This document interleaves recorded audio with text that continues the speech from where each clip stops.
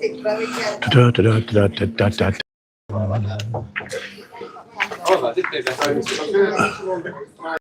Right, see if I got this right. 2 games left Yeah. in the league. So are we being recorded yet? You got what? I'm not going to slag anybody off, but What's that look like? That's not bad. Okay, right. I've got Matt Kirkham. Okay. Don't know if you played him before. Can't say no. Nice guy, won the cricketers. Slightly grey in hair. And I've got Freddie Topman, who... One of us is not on. That might be me. Have a look. I'm on. Have a look at you. Yeah. Where are you? Oh, you're there. That's why it's not on. Oh, is it not?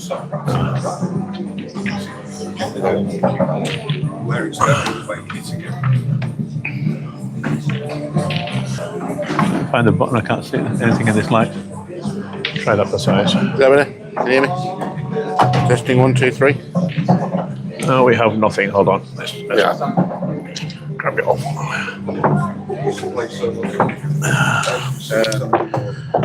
3-4 hours. I've never played Matt in my life, but he gets some good results. Yeah. Freddie, I played 3 times. He's the person I think I played most. And every time it's been 3-1 to Freddie. And the 3 sets I beat him in have all been 9 ball. Okay. So I'd say I'm sort of even money at 9 ball and Let me get the other mic. massive underdog at 8. Plus, I've brought 2 mics.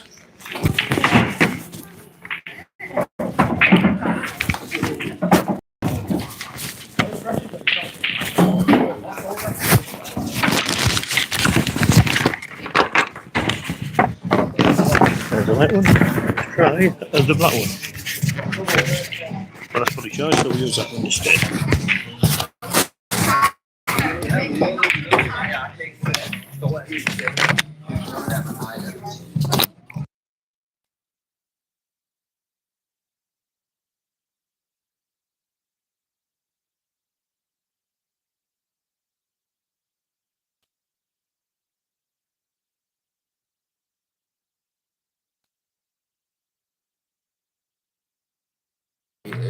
Go on. Is across my last 2 games,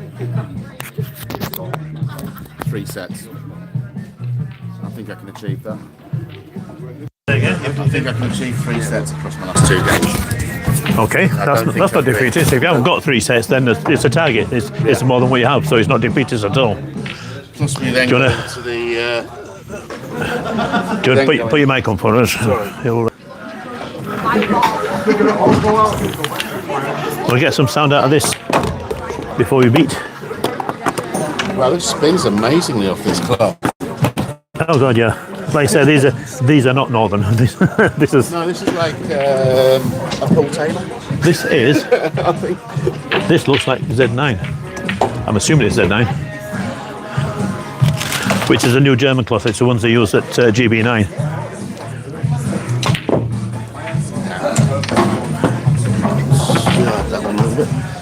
Let's move my cues out of the way. And my stuff out of the way. You might as well have a knock around for a minute, get yourself warmed up. I've got nips to the loo. But the thing is, it's a weird one actually, because we lost Sergi out of our league. The moving day is supposed to be 8v9, but we've only got 8. What's that? So I don't know whether 8. All right. So I don't know whether So I just in our league. it was in my one. It was on yours. So we had 8. We had 9, but we only got 8. Yeah. And the bottom moving day fixture is supposed to be 8v9. But we've only got an 8, and Liam hasn't updated to how that's going to impact the moving day Okay, fixture. that'd be interesting. So I might have to ask him. Maybe get 2 bites at it. Know what we're up against. Right, to my MP.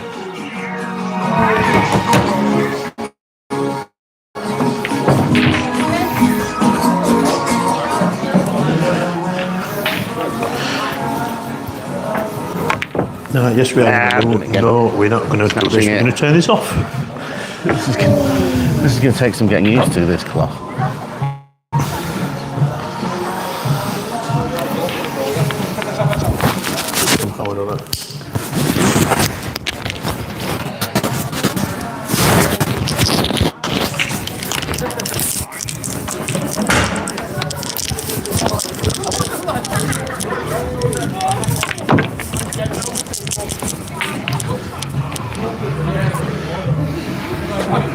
I hit one.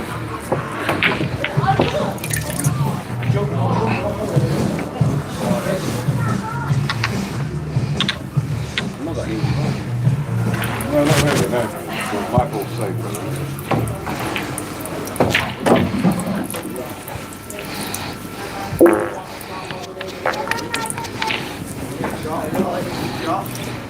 Good enough.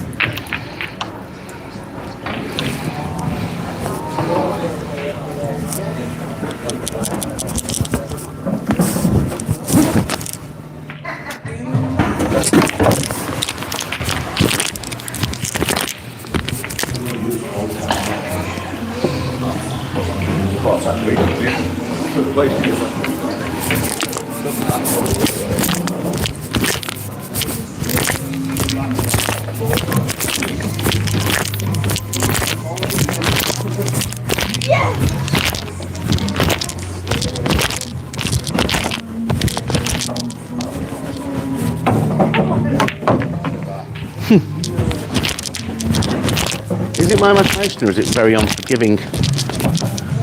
Is it very unforgiving, this cloth? Yeah. Oh wow, I can see actually the pockets are a lot smaller than the northern ones, aren't they? These are, I think there's 4 or 4 corners.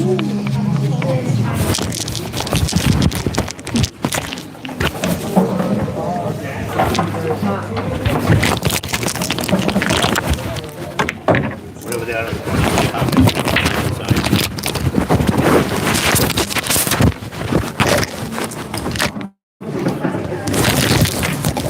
I think as bad as the tables we play are at Northern, they're nowhere near as bad as those 4 in the bottom section.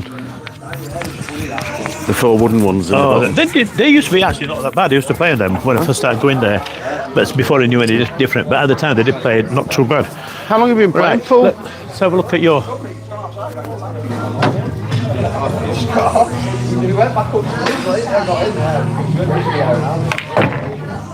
Let's have a look at your thing. Right, we've got. Let me just. I'll do it on mine. All right. Have a look at yours. That's it. Okay. So I've changed them both onto. We're live on Big Brother. Please do not swear. We have been live for the last 5 minutes. Have we? Yeah. When I went to the loo, we were live. Not daft, have I? They won't be listening to you. They'll be listening to me have a pee in theirs. And I'll put them on noise cancellation now, so hopefully it shouldn't pick up the background sound. Right. So until we speak, then the mic should be pretty quiet. There's worse things to contend with than Soundgarden, so. So let's rack up. I'm going to rack up with my MagnaRack. Let's get some use out of it. I don't want you to break. I don't want you to basically run a rack for me. Do you want me to play out of the box, or as we would at Northern? Right, let's play in the box actually before we start. Because I'm just wondering, because at Northern, obviously, when we play League, we've got the ability to break from here, haven't we? So right. So this box, it can be measured. Let's get my playing cue out and I'll show you I think I know how we measure it. So if you have a playing table that doesn't have this, you can actually make your own box easy enough. Is it from here to the 9 ball? It's from the 9 ball to the first diamond. Yeah. And when it crosses there, that's the start of your box. Same on the other side. So you can actually mark it, and I often do. If you've got a table with no box in it, I'll just mark it with a bit of chalk or something. So what I did notice the other day, and getting until he pointed out, was when I was trying to break from the side, Yeah. he fixed my break, my grip, sorry. Yeah. Say that. So I had a better hook grip, because I was like all over the shop here and miscuing. Yeah. But I suppose doing that on this side, because I'm a righty, is going to be harder. But I suppose it doesn't really matter with the brake box because I've got my hand on the table. Yes and no. With the nine brake, because you generally be using a bit of a cut brake, your brake generally softer than you would say with a brake. Yep. Because you want a little bit higher accuracy. But the general rule of braking is don't use more power than you can handle accurately. It's only giving it all the beans in the world. You can't hit that ball straight, then you just wasted energy, because instead of hitting head on, you hit to one side, and that'll be evidenced by the ball not tracking where you want it to track after impact. Okay. So for example, I would suggest on this first break, trying to go for a ball, hit straight down the middle. Right. And see if you get the cue ball, simply either stop or come back in a straight line. If you can't get to do that, then you know you're hitting off to one side. And anything you're hitting off to one side is wasted energy, because the energy going sideways is not going through the pack. Right. So you ideally want to get that one ball smack in the face. Yeah. And the idea is what it is essentially hitting a big ball, a super ball, and that's going to push your cue ball back. So you hit this with a little bit of topspin. Right. As it comes back off the pack here, the topspin will act as a brake, and hopefully you pack up somewhere in the middle. How much is a little bit in your neck of the woods? You just talk about literally a Q-tip above the centre half line? a tip or? above centre. Okay. But I mean, every table will react differently. So it's only putting as much power as you can handle. Make sure you get plenty of choke on that tip. It's phenolic, and I can see from here it's not taking that much choke. That's the thing with phenolic tips, they won't take as much choke as a regular. You can be a bit rough with it, can't you, as well? You can just make sure it's well covered. Just make sure you take your time. Just make sure you get it all to the edges. How's that? And then hopefully your tip's going to look something like this. That's much better. Okay. With the grip, I take it, do I want a hook grip for the... Again, wherever feel comfortable. People will say, oh, you need a hook grip for the brake, or you need an open bridge. It varies. What I will say in general, there's not hard, fast rule. Some places prefer a hook grip. I've used a hook grip myself for years, but I've also used an open grip, and I've varied it throughout my matches. But what you find in general, if you've got a hook grip, it means there's something wrong with the cueing. See, I know Tolly told me to bend my arm in on this. I don't know if this is right. What it would also stop you doing as well right now, I get that bridge just a little bit closer here. I get to about there. Okay. If you look at within about a span, Right. yeah, about 9 inches. Your professionals are going to come further back here. We're not Yes. professional. We know, because the idea of a professional is you can deliver the cue in a straight line over distance. Yeah. We're not professional, It's like so a we golfer need a with a slightly swing shorter speed, bridge, isn't it? so we can still deliver the cue in a straight line. Yeah. But we don't have to have it as long. So if you're not sure, just get about a span behind where the impact point is, and you won't go far wrong. So about, It's not I'm that about big. on the diamond, down just past the diamond. Yeah, okay. About the... Well, these are diamond apart, so within. I'm about the... I'm Two-thirds of a about... so if I... Yeah, that's fine. So That's fine. Yeah. So the idea is not travelling too far with the tip of the cue, and it's time to wander off somewhere. Before you break, let me come round to this side and have a look at you. Okay. If I just snap it. Oh, good. No, that was the false... We'll call that a false start, shall we? What we'd also do before you actually break is have a couple of practice picks Okay. before you get down the shot. And while you're up on the shot, just go through this, just get your arm a bit looser before you actually hit anything. See what I'm doing with my brake hand, with my delivery hand. Open the fingers as I go backwards. That's it. Just nice and easy. Just loose.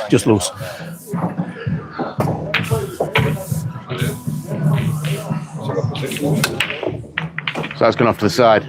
It's gone off to the side. It also went forwards. So that's all you didn't hit anywhere near where you should be hitting on the Okay. ball. You're a bit too high. Didn't have enough. You weren't low enough on the ball to sort of create just a little bit of topspin. And like I say, it went off to one side, so you weren't accurate with it in terms of straightness.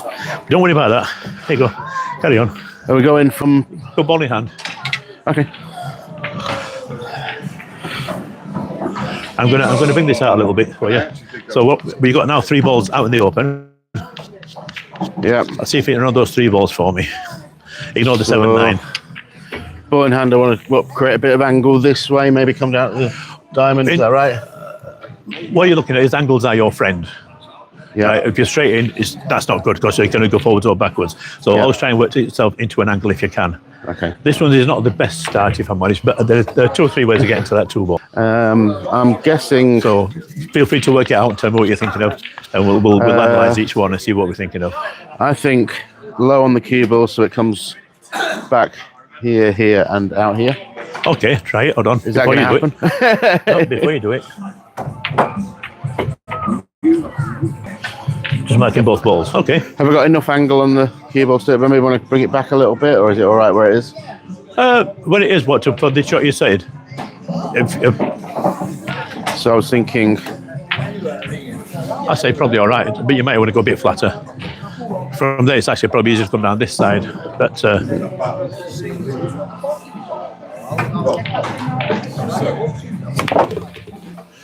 that's from here about coming down this side. Right, so I put that back to make the 2 impossible. Okay, so that's one go. Pop that back. You marked it, have you? Yeah. So that action on that shot obviously didn't work. So let's try something else. You feel free to move the cue ball, by the way. Give yourself a different ball in hand if you want. We'll try again just to see what the comparison on the shot Yeah, is. So maybe if I just tried it centre ball, I'm going to come I'm trying to get it an angle. I want it about where my Q-tip is, don't I? So what I suggest is go a bit flatter. Okay. Reason being, there's less tangent line on it. So if you're hitting it hard, you're going to create a lot. Do you know what the tangent line is? Yeah, the 90 degrees. The 90 degree line will come off. So the harder you hit it, the more tangent line you're going to get before any action takes on the cue ball. And is that going to come back down between the 3 and the 9? No, what you're looking for is now it's going to go back a little bit with the side spin, and then the side spin is going to take you over here somewhere. So I do want to use bring it down along this line. Oh, you do definitely inside. Low left is what you're looking at. Sorry? Low left is what you're looking at. Left. So I was right with the low, but not with the side. With the side, you want the left. You definitely want the side spin on. Okay, so I'm hitting about what? And the trick with this is get through the ball, but don't overhit it. You want the spin to do the work for you.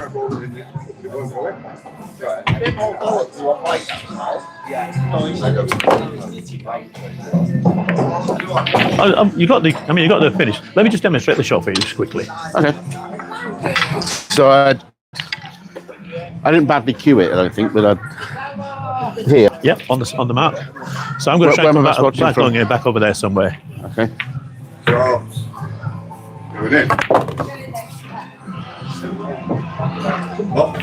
So where I wanted the cue ball, I was actually right. To be honest, it's probably still a bit steep, right, for your cueing. But in all honesty, it's not a shot I'd for. Not for this sort of position. Right. So we're actually here, weren't we? There are a couple of other ways you could go for it. What would you say my absolute best? So you can do it that way. Okay. Stand up through the gap here. So if you're not that happy with it, come over here and go forward over there with straight topspin. Okay. Because you know the pocket, it seems the obvious pocket is not always the right pocket. Okay. So I think I'm using a little bit of top just because of what I'm being presented. Straight topspin, and you're looking at hitting the rail somewhere in this area here. And down to the tee. Yeah. So move the cue ball if you want a little bit, so you get the angle you want. Just maybe a bit over that way. If you're sure about that, can I have a look? I'm wrong. But don't forget, you are very close to that ball. It'll go wider than you think. Okay. So.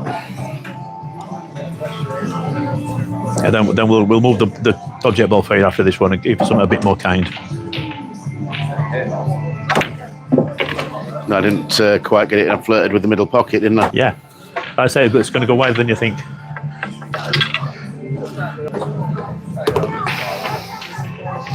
I take it the potting angle is the most important thing. The potting angle certainly influences what you're going to do, but the other influence is what you do to the cue ball. Okay. You can only do with the cue ball what the potting angle will give you. For example, if this potting angle gives you a cue ball going that way, so you can't put it and have the cue ball hit this. Yeah. So you can't invent stuff. So that's like when saying snooker, that they're high on the blue or low on the blue, or all that. It's basically the better player you are, the more you can manufacture your shot.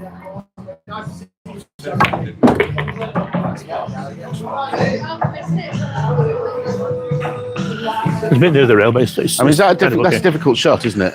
It's not especially, but it can be intimidating because you're going down a rail at pace. So people don't always like that. So come this way.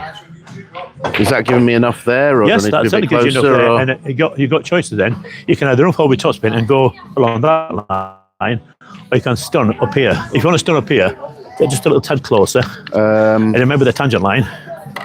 You're not going to get that middle bag. Excuse me. So as long as you've got a sliding cue ball, when you make contact, you're going to go roughly in that line anyway. Can I get a stun on that? Yeah.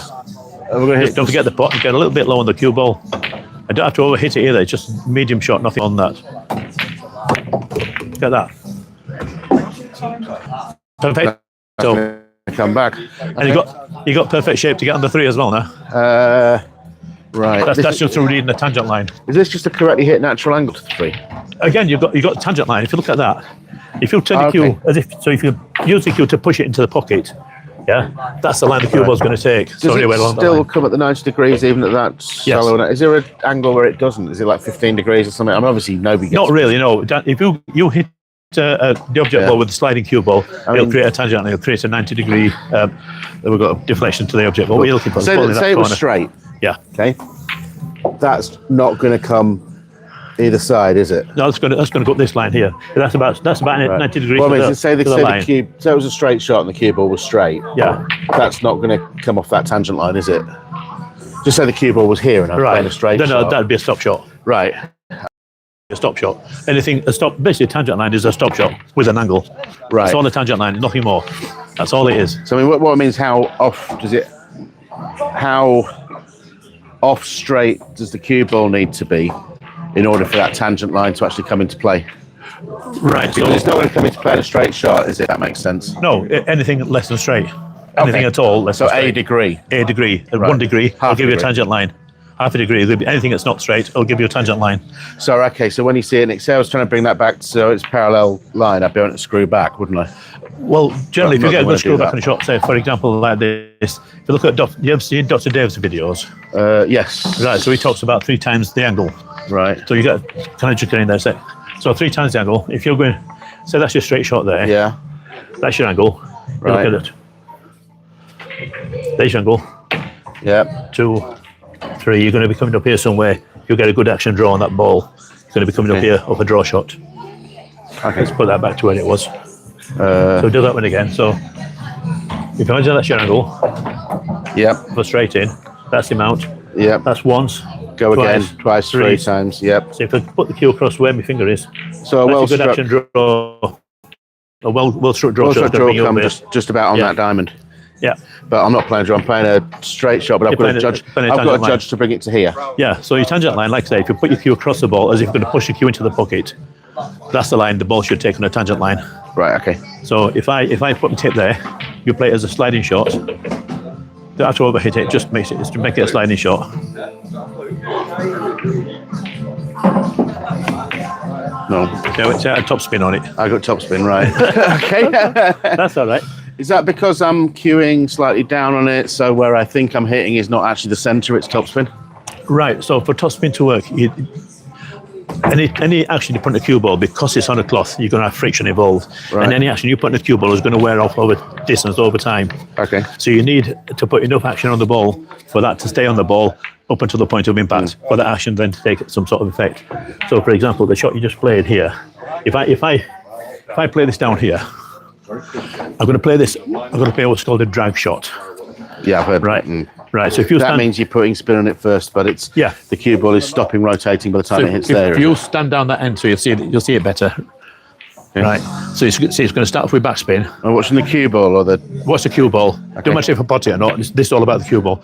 So start off with backspin, then round about here, the backspin will wear off and start sliding. Then round about here, it'll start going forwards. okay. In this section here where it's sliding, if it was then to make contact, that would be a stop shot. Right. But what's happened is you play the shot in such a way that that sliding part's worn off and it's now got top spin by the time you make contact, and that's what happened here. Right. Let's just see if we can do this. Yes. See how it's the spin came off. Slid, Is that and then because of the top spin on speed it. I played it, or is that because of The the speed, yeah, they didn't have enough speed for the sliding motion to still be on the ball. Where was it again? It was about there, wasn't it? Yeah, about here. I'm So this just time, off. same again. Hit it a little bit firmer. But when you say firmer, you don't mean A little bit Less. harder. because when you say firmer to me, it means going from like that to that, and that's that bit that gets me. Right, in that Right. case, we'll wait to judge your shots. Yeah, simple way to judge your shots. Yeah. If you want to play a soft shot, come back a little way. Play a harder shot, come back a bit further. Because you're Right. still accelerating through the shot. If you want to play a very hard shot, come back a lot further. You're still accelerating. So Right. between what you were there, come back this far, now come back a little bit further instead. And you can judge how far back you are by how much cues over the front of your hand. So I could Little shot, come back a couple inches. Harder shot, come back 4 or 5 inches. Hard shot, come back to the bridge. Right. Could I also put my bridge hand nearer? You could for the soft shot. You would tend to put the bridge a bit nearer anyway. It's what John Higgins does, isn't it? Yeah. Look, if you watch John Higgins, he looks like he's bringing his everything back to the V. Yeah. But he's moving his hand closer as well. So it's, Also, if you watch, say, Francisco Bustamante, when he bridges, he uses the loop bridge, he brings the tip right back here inside the loop. If you watch his skewing, the Yeah. tip goes right back here, and it just reappears from nowhere. But this system is developed over years. so that I needed slightly firmer. But yeah, I mean, if you want to hit it harder, that's fine. As long as the cue ball's sliding, it doesn't have to be not sliding if you're hitting it harder. Just hit it around about that halfway, just below the halfway. Hit it a bit firmer if you want. There you go. Perfect tangent line. Right. Don't matter the fact you missed it. The fact is you got the tangent line. Right. So Are we taking? I'm going to use another sport. Maybe you don't know about. One of my passions, cricket. I okay. did a little bit of coaching. I wasn't very good, but I did some coaching. But one thing that told us was that most bowlers are teach to bowl line and length. Hit the line and length. Yeah. The only exception is Right. they teach them to spin the ball first, Right. and then they rein in the line and length. Right. Because if you teach someone to line and length, you can't teach them how to spin afterwards. Right. Is that a similar sort of concept? Not sure because I don't know bugger all about cricket. I'm afraid I like to give examples and try and translate them. To No, other things. that's right. You draw analogies from within the world in which you live. Yeah. And if your world is cricket, then that's the analogies you're going to draw. I mean, I'm nothing like those guys. They'd all laugh at me, or the adult cricket club guys would laugh at me. I used to bat number 11 for Mythen Wade Methodist. That was like the height of my. But there's 10 players in the team. Okay. Yeah, I used to bat 12. It's like at rugby, I was a standoff. 13 if there's a referee. Yeah. No, I know that. So maybe we're sort of coming back to sort of there, and But see how you got the sun on it now. Yeah, so I've just got to find the pocket now, haven't I? I mean, you can do the same thing here. Do the same thing with this shot here.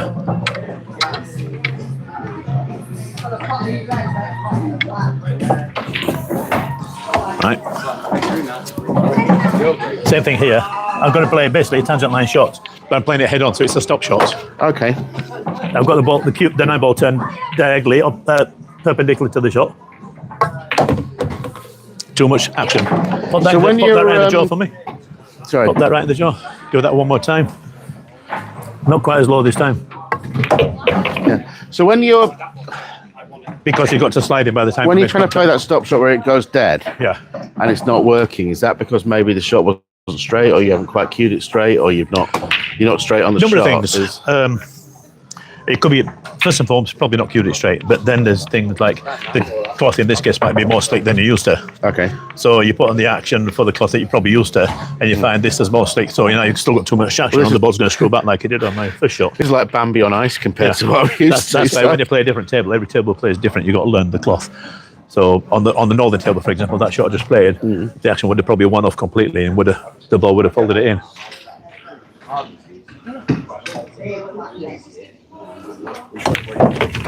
So I've got a bit too much on it. No, that's fine, because what we can do now, we can work with that.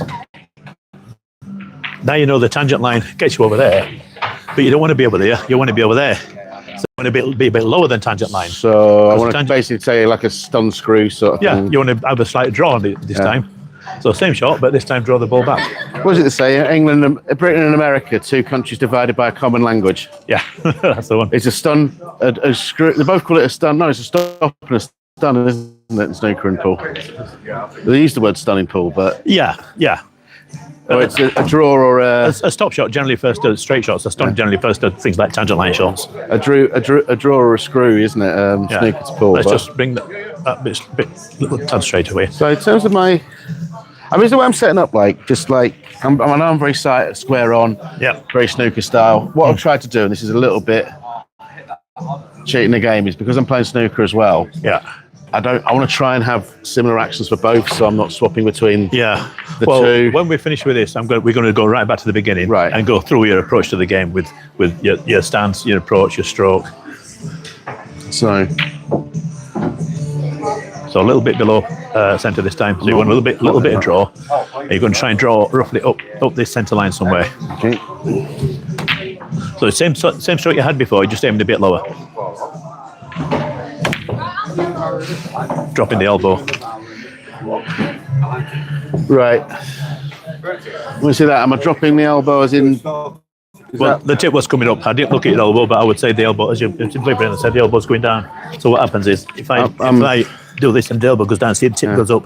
So instead of aiming there, you're hitting there. Yeah, I'm going to deliver the hand. So try and swing from the elbow instead of from the shoulder. Yeah. It's also not being a pendulum, is it? Because you're not coming up, right? It's But you're looking at a pendulum shot for now, but we can worry about pendulum shots and J shots at some other point. We really don't need any of that today. So a bit lower, just gentle swing from the elbow.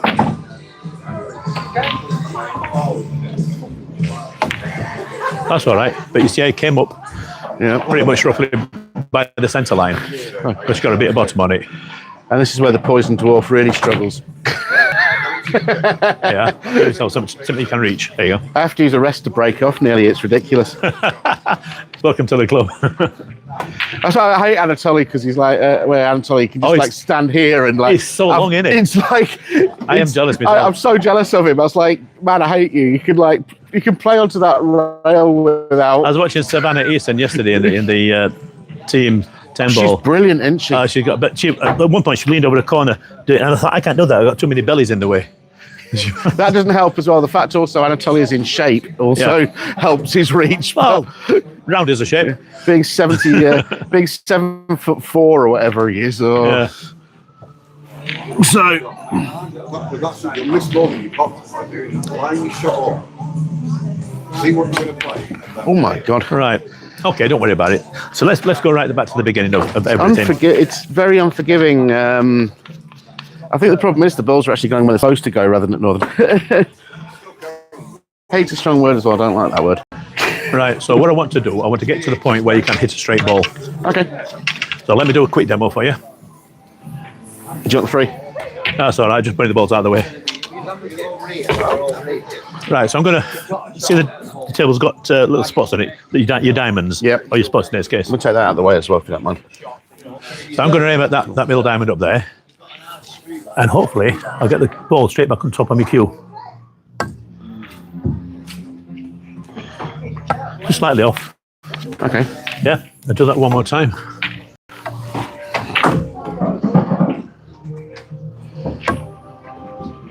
Oh, that's way out. That's a terrible shot. Let me try that one last time again. I can do better than that. That's better. No, it's going off.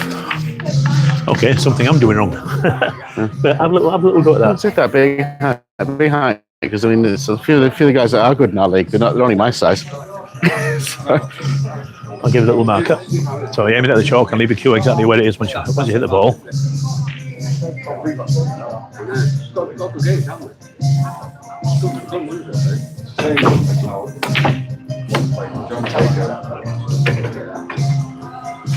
Not bad.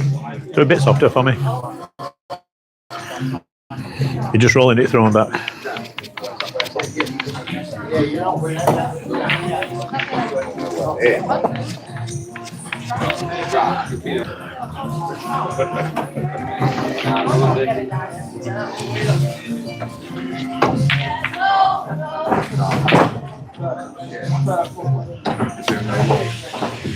Much better. Oh, the table's turning. Didn't realise. The ball took a bit of a turn on there as it came down. It started off over here and turned back. We'll see that on the video later. Have another go.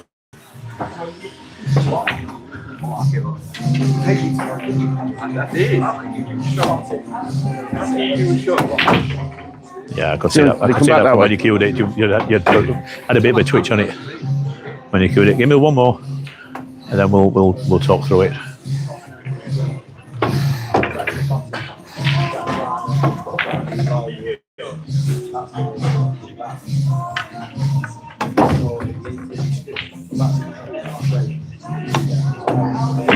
Might be good. That's not bad. Okay, well, you take away from this. Yeah. When you're hitting the ball, don't mind trip set it there. When you're hitting the ball, don't hit at the ball, hit through the ball. So imagine, instead of that being your target's over here somewhere. Right. So now, instead of hitting the ball, you're hitting the target.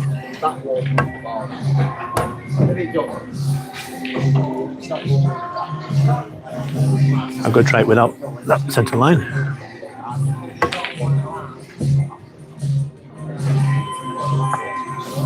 I don't mind going to the right, so it tells me I've got a flaw in my cueing at the moment, which I need to address.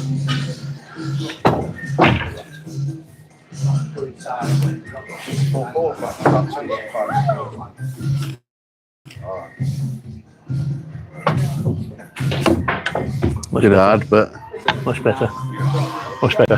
Right, so we need to get you straightened up a little bit. So what I've noticed is your whole alignment kind of all across your alignment with the cue. We want to try and get everything lined up. It's okay being square, but what we want to get mainly is your shoulder and your head, your elbow lined up with the shot. At the moment, you're over here, so you're kind of across the shot. So I'm sort of fighting back, aren't I? I'm thinking I think I'm going to be good for one away from it, so I'm fighting back. I think it's more a case of you're like that.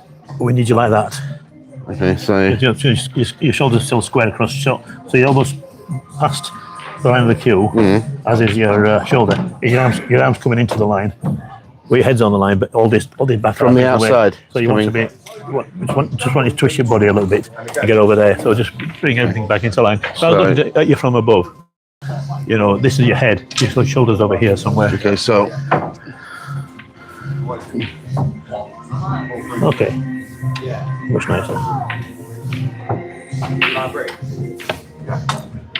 Soft but dead on. sorry. Soft but dead on. Well, we were aiming to straighten it up, weren't we? So Yep. just need to get the speed. We don't just need to get speed, look at little things, but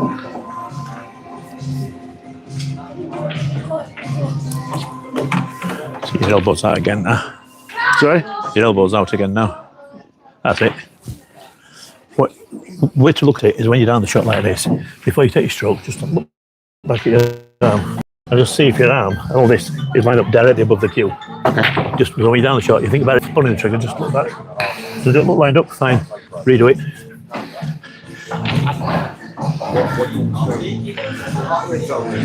Get yourself ready to take the stroke first. So you're about ready. So you think I'm happy with that. you're happy with that. You happy with that? Put your head back in the position. We're a bit over, but go on, give it a go, then it works.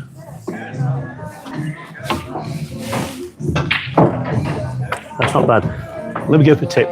Hit the cue ball a bit higher on the ball, so it's not sliding.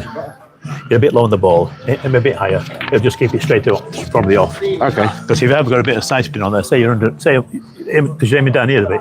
Say you're aiming down here, but you're not incented a little bit. Yeah, I can see it spinning That's off gonna. now, actually. Yeah. If you do it from above the line, and you're off slightly, it's going to have a fighting chance going down to the rail before you does anything. So yeah, as high as this, sort of comfortable. Don't have to be extreme. Nicely above the halfway line. Really, really hard.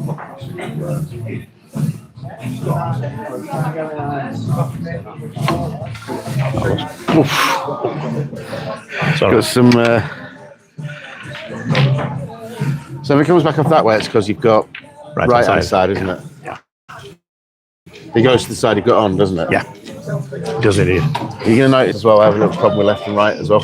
Yeah, problem. Left and right. I've found it out over the years, but when I was in my late teens, when I was learning to drive, I was 17, 18 learning to drive. Yeah. The instructor would say, turn right. And you turn I'd left. go left. Okay, it's interesting. Well, some people have, the spatial awareness. It's a good job I didn't do it in Leeds. It would have been city centre loop road going the wrong way around. Which one do you right with? Right. You're right, so right with your right. Have they explained it to me? Yeah. What's it? Andy Hinchcliffe right foot, Dave Unsworth left foot. There were two fullbacks for Everton.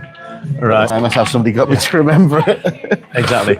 Right. So before we go any further, let's actually start from the what you call fundamentals. Let's get from the very beginning. So again, you down on the shot. If we've not set you up straight for the shot, all we're doing is setting you up to fail. So the way to walk into a shot, let's put a ball over here for you. Okay. I'll have this ball. So when you're walking into a shot, right, just pop that one in roughly in line with the diamonds. Right. Give or take. Okay. So when you're walking into a shot, start off with the stance, basically the gap in your feet in line with the shot. So if you put the cue in front of you, that should punch at your belly button, the cue points at the ball. Yep. Yeah. The distance from the U to the ball, for me, it works out if I stand about here, where I've got a bit of a gap between the cue and me, and the cue and the ball, that's about right. So if I bring one foot in front of the other and drop down on it, I'm just the right distance from the ball. So that's just me. Am I stepping in again, or am I? So what I do, I work out my distance, which is, let's say, a few inches there and a few inches there, and I'm stood right in the middle of the shot. So that line from the ball down the line of the cue ends up right between my feet. Yep. So I'm stood right in the middle. So I'm using binocular vision to see the line of my shot. The distance is a personal thing, but for me, what works is a few inches from the butt of the cue, a few inches from the tip to the ball. For me, that's a good distance. Now, you don't have to have your feet together like this. You can be like this if it's more comfortable. Yeah. When you go into the shot, you step in. So the heel of your shooting foot, in this case, is going to be your right foot. So I'll set up right foot. The heel of your right foot. That bit there is also on the line of your shot. It don't have to be the heel, but you know that sort of most of your foot, as long as part of that foot is on the line of the shot. Yep. When I say part of the foot, you don't really want the front part. You want sort of halfway towards the back end. So like your instep sort of. Yeah, you get in step. There or thereabouts. Okay. It don't have to be exact. It's not prescribed, but it just gives you a good line to start off with.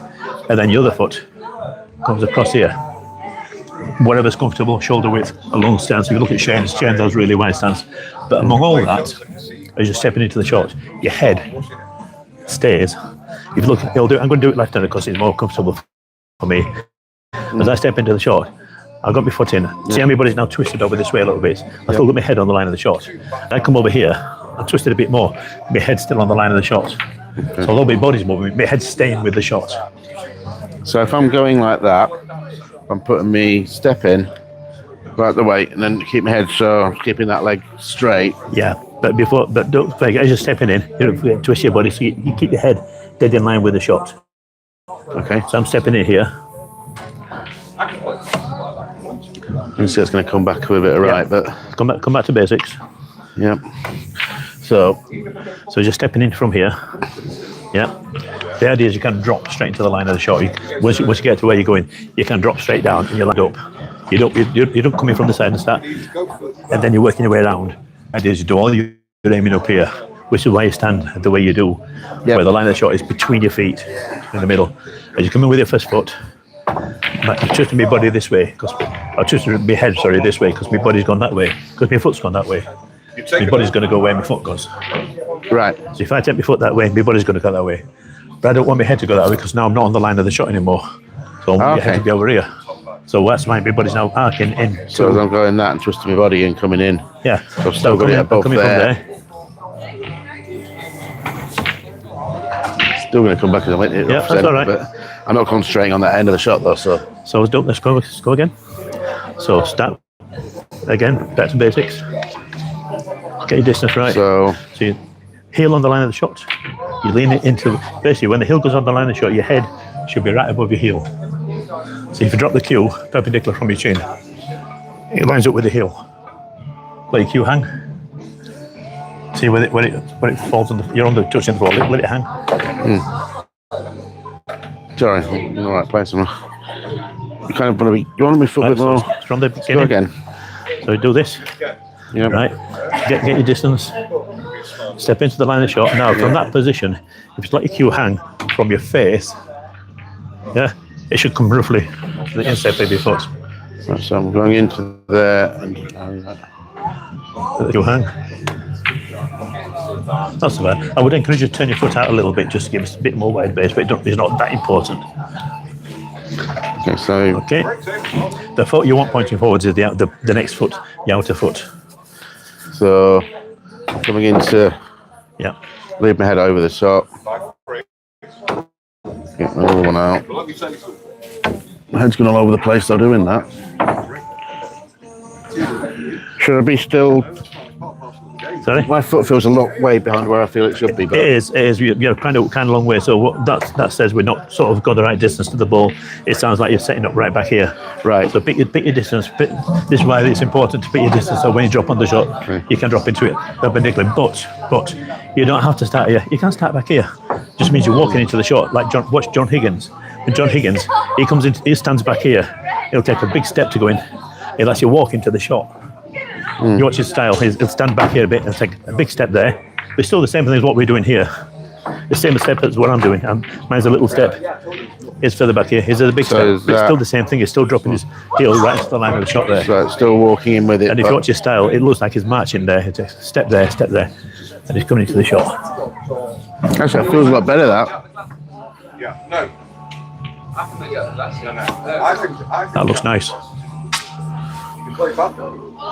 Let me have a little pop at that one myself. So I'm going to John Higgins style, so I'm a bit further back here. Right.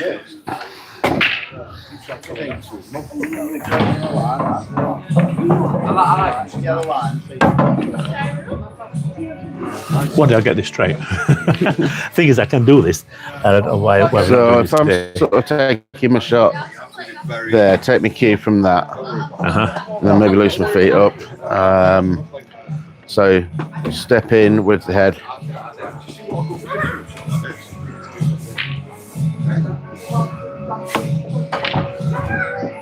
That's nice. That's spot on. It's good enough. So I've got to do that for each and every shot, really. I think is the consistency, isn't it? That's why they call it fundamentals. It's the thing you learn before you play any shot ever. Nobody's ever really taught me that not even at snooker, you know. Well, the idea is on a snooker one. table, you should be able to do it on a snooker table as well. Yeah. 12 foot, so 24 feet, and it should go back on your tip. On an English table, a piece of I can't swear, we're on. It's only 1.5 of these, isn't it? But yeah.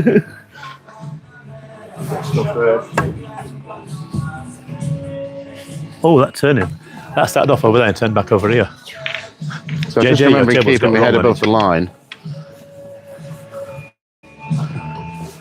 Don't get cue through the ball, not at it. Oh, that bananaed back that way. Yeah, but you see where the ball was? Yeah. Your tip finished only about there. Try and get through a bit further. Okay. Because we're going to get to the next part of the fundamentals in a minute from your footwork. We're going to start working on the upper body. So walk into your shot.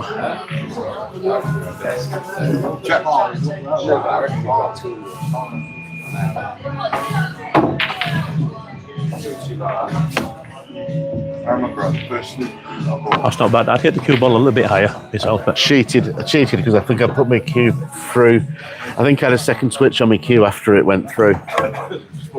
So I stopped and I corrected it. Yeah, and notice how soft you need to hit it to get it all the way back. You don't need to hit this hard at all.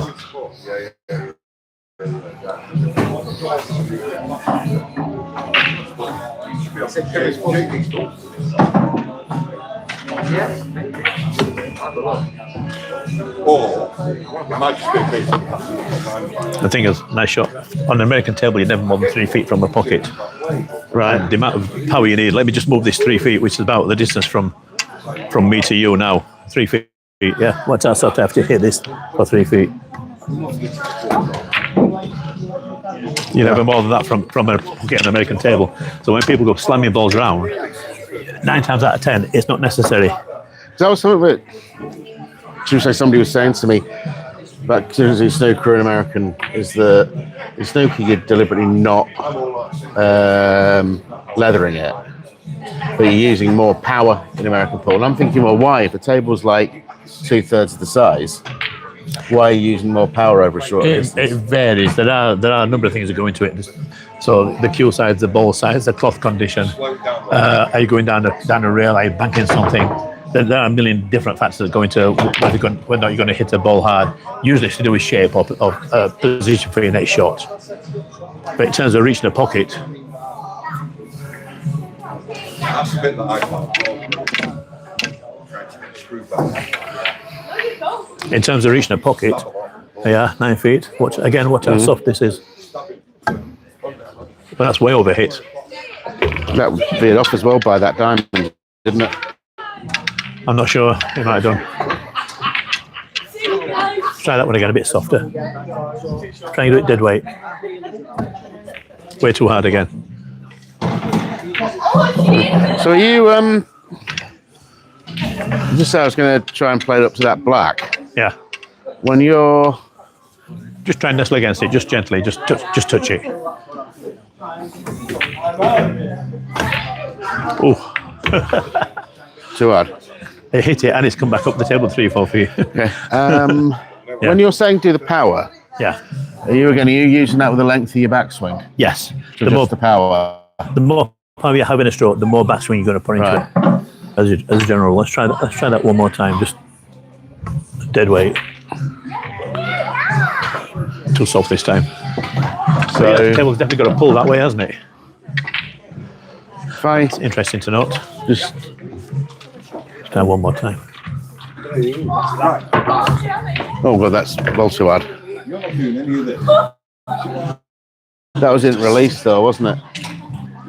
But again, see how soft that shot is just to reach full length of the table. So probably a better exercise would be try and get it to the pocket edge. Because if it drops, you don't know how much further it would have gone necessarily, do you? But yeah, but it's a different. Well, if you do it to the pocket, it has a certain amount of jeopardy because then you lose the ball. But, I mean, this is actually a different exercise to. oh gosh, that was, I can see the drag. Do you on ever that, remember that conversation between Billy Thorpe and Sky Wood with Mosconi Cup a few years ago? No. And one of them, I think it was Billy Thorpe, overhit the ball. And they come back, and they're all mic'd up, and they come back, sat next to Sky, and he said, touch like a. I can't say the word because we're streaming. Yeah, we're on streaming. And yeah. so now we say touch like therapist. Because if you respell therapist. Yeah. So he said, and the commentators were apologising like, oh, sorry for anything you might have heard. What do you mean might have heard? We said it loud enough for the audience to hear it. Nice one, mate. So yeah, that shot definitely was touch like I therapist. think that's the best spotted cube. That's the best spot of a cue ball I think I've had in my life. Again, too hard. Look at that. Just tickled it. Wow. I mean, at what point can you actually bring your backswing that like there? Because you obviously can't start from stationary and push through because that'd be a push shot, wouldn't it? But Well, as long as you're not pushing the ball, you can start from there. Just push through, but it's not recommended because then you've got no feel on the shot itself. You do need a backswing just to give yourself some sort of line up for the shot. So right, so we've got the bottom part of the legs working roughly as we want it to. Next job, we're going to start on the middle and the upper. we'll try that. Do you mind terribly if I just nip to the Yeah, loom vote for me. also? I would recommend leaving your mic behind Right. because otherwise everybody will hear you. The mics will be picked up from it. Where's everybody? Do we know who's watching? Probably no one. I was going to It's my stream. No one ever watches my stuff, but just in case, The police for one. please.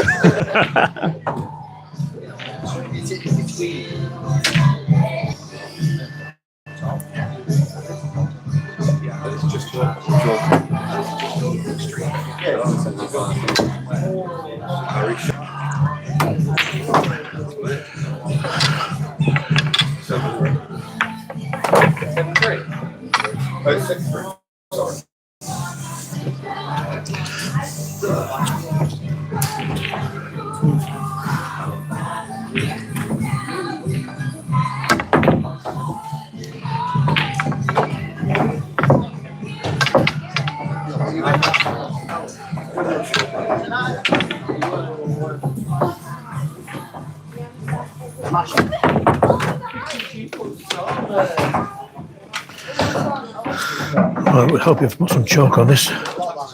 It's better. Right, let's do that again.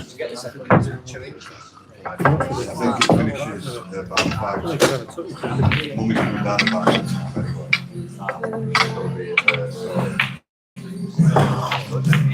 Any thoughts? That's just.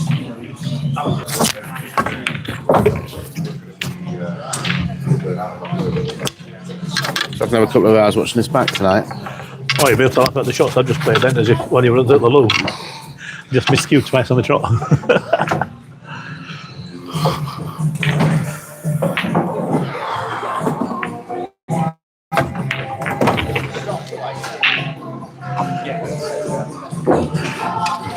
So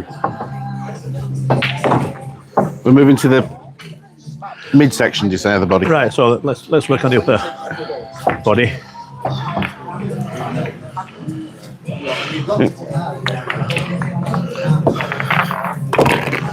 So we're walking into the shot, So assume the position. and as we're walking into the shot, we're making sure we keep the head on line with the shot. So as I'm stepping that way, I'm arcing that way, I'm arcing the opposite way to what my foot is. So I'm stepping in with my left foot, I'm just going to the right. So I'm arcing back to the left. So my head's going to the side my foot just came from. Yeah. Yeah? Because if my foot goes that way, my head goes that way. That's not where my head is, over here. Instead of, I start off over here, I step in, my head comes over here. Unless I arc it back. Okay. That makes sense? Yes. So as you step in with your right foot, your head's going to start here. As you step in with your right foot, your head's going to come over here. Okay. So if you do that without arcing, you see how your head's moved off to one side. Yeah. So you step in, arc your body, so you're line with the shot. As you step back, keep your head in line with the shot. So now you've got this sort of weird shape with legs bent, your legs bent, and you spot yourself on there. By the time you get down there, and rest on here, you're forming a tripod. And the idea is, if you were to lift up that front part of the tripod, you'll fall forwards, you'll overbalance. Not by a lot, but you'll overbalance. So these are taking the main bulk of your weight. The arms just give you stability. So you walk into the shot, head on the line. Yeah. Come over here. Your head's still on the line. So all your head, head is above that foot. Remember, that's in line with the shot. Head's in line with the shot. Get on there. Lift the arm. You'll overbalance. Right. Because all you're doing is forming a tripod. You move part of that tripod. Your stability goes. You feel it? So you're not like a case of you're over there and you go panning down. You just overbalance gently. More of a gentle thing. You weight slightly forward of your base. So again, keep repeating. Foot in, head on the shot. Foot over here for your essentially basic stability. What I don't want to do is have you doing this, because when you're down the shot, I can just simply push you and you'll go over. So you need to be down here to get a bit of width on you. Shoulder width, wider width, whatever's comfortable for you, as long as your head's still on the line with that shot. So so in here, down here. So once you get down here,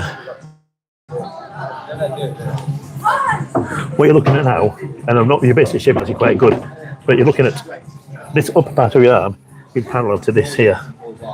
This part of your arm, hopefully, describing a 90-degree angle or right angle between your arm and your cue, between that part of your arm and that part of your arm, at the point of contact. Yeah, honestly. Yep.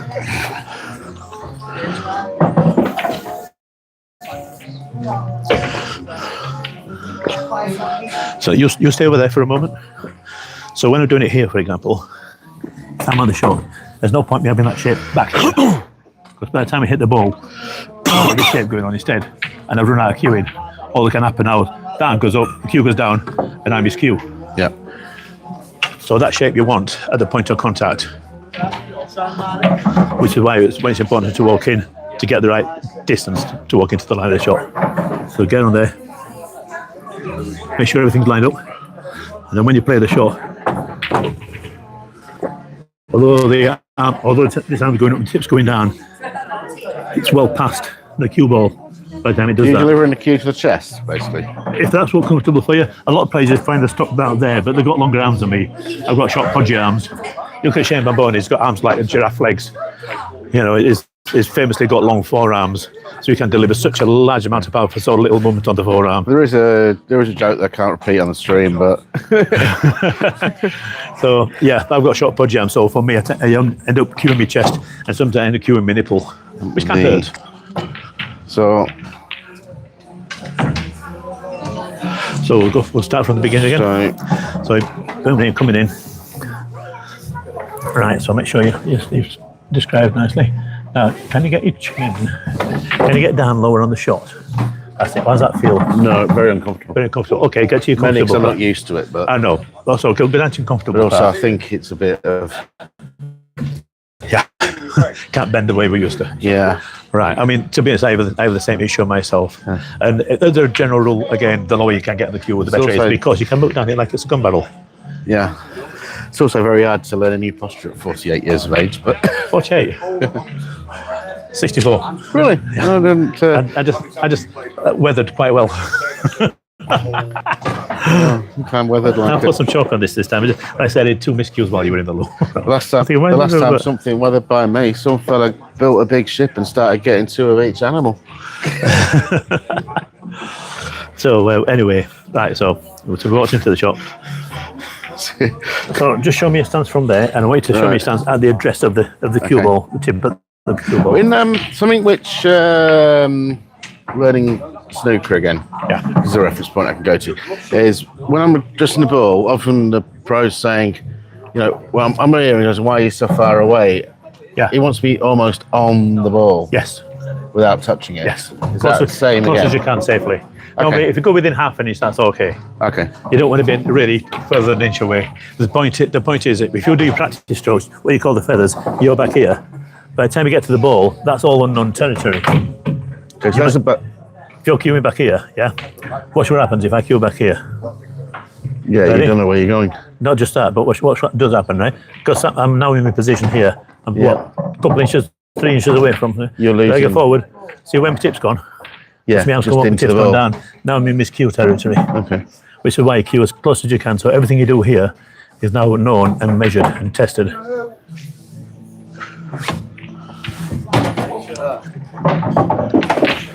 That's how you do it. So you're looking at my arm angle, aren't you? We saw that on the stream, but don't worry. It looks good. It looks good. Yeah. I was looking at the result. It's quite a good result. We like that. So, yeah. So, when you're down at the shot, there's not only have you got this angle to worry about here, but you've now got this angle to worry about here as well. Right? If I was to look at this from above, all this, my shoulder, my elbow, my wrist, my chin, should all be in, if I'm looking from above, should all be in one line, lined up with the cue. So if you get down the shot, So, as if you're playing the shot, right, and then just hold the position for me. Right, stay there. If I look at this over here, okay. we're not too bad, to be honest. We're not too bad. Your elbow's just a little bit over. Can I just push your elbow a tad back that way? Okay. Right, hold it there a second. How are you feeling at the moment? Yep. That's better. Okay, good. You also got such a long bridge on this one. Come. Right. So your position, you're a bit too far away and you're compensating by lengthening your bridge. So by the time you get there, you've got to do exactly what I said a minute ago by run out of stroke. So it's important to get the bridge length right. How, so I'm roughly say about, is it about a span, you say? About, for Which is- players of our level, about a span, about 9 inches, 10 inches, and that's fine. You don't really want any more than that because what's going to happen if you Can't say, measure that properly on the stream. you know what a span roughly looks like, so Yeah, it's not an exact science, it doesn't have to be exact, just there or thereabouts. So if we're coming from a little bit of gap at the end of each, I'm getting a good step in Yeah. and then coming in, is that about right? Do you feel right? Do you feel like you're stretching?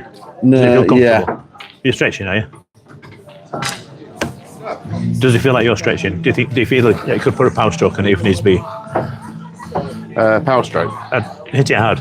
Right. Do you feel like you could do that without any difficulty? Okay, I could.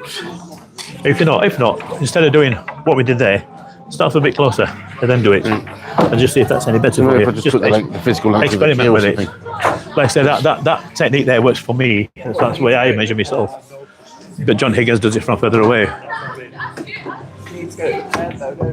Obviously got a lot of side on that, but that was a, Yeah. that was a twatting it, wasn't it? But sorry. But don't worry. The purpose of that was not to make it necessarily straight. It was to feel that you could put a stroke on it and be comfortable about doing that without risking maybe miscuing or something like that.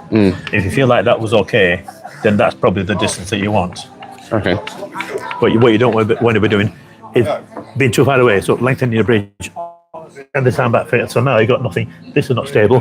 That's way too far away. A little bit of movement here. That's moving a long way.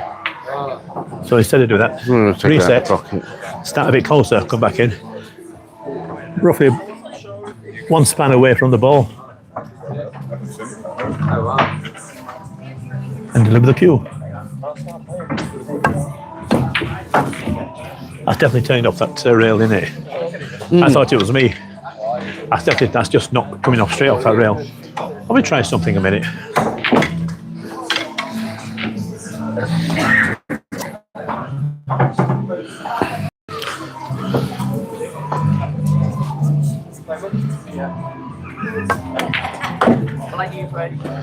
You put the spin on it and it's not got it.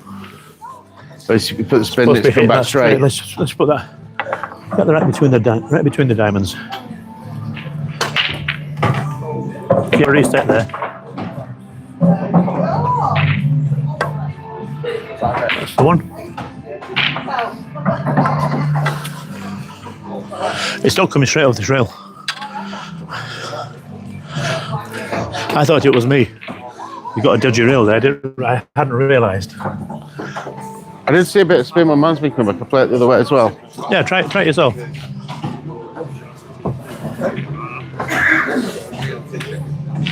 Actually, could do it for somewhere else for obvious reasons because if I'm doing it for somewhere else, Yeah. it means I'm going to get the process right. So,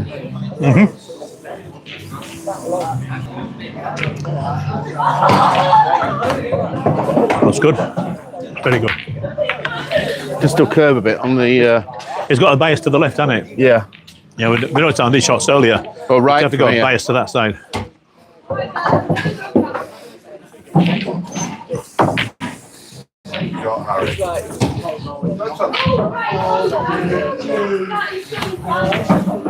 Right, you can't play a shot like that because what did I used to say when you play golf? Yeah. Got a bit of side on it, but just want to try something. I'm an example already. I'm an example already. An example, are you? Okay. No, I just want to make sure we can see the table because it just looks a bit glary on the screen. Yeah. That's okay. Never been one of those before. What I'm going to do is just So if I was just trying to apply that to an object ball, just zoom it in a tad. obviously Where's my chalk gone? Right.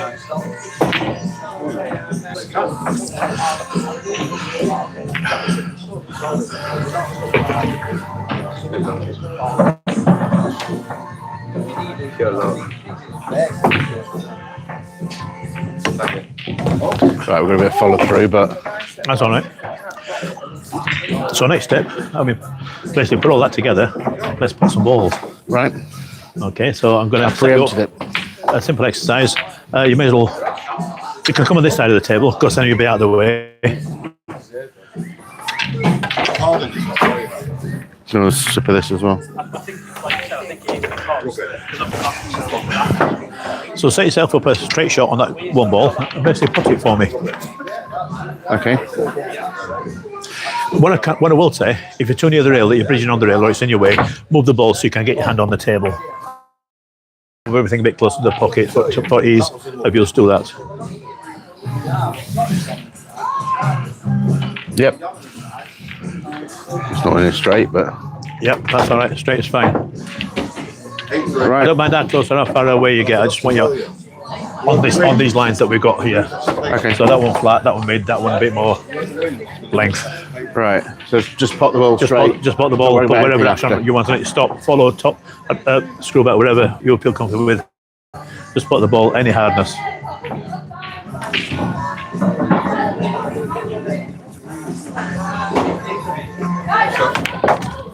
What you'll Okay, next one. Didn't cue through it.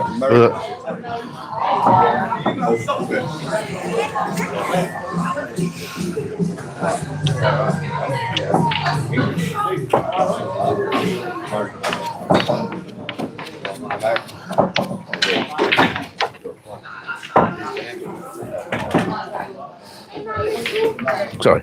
Let's move this. It's your, Mike, is it? and your show glasses about to go over. Whoops. Put this behind here. There you go.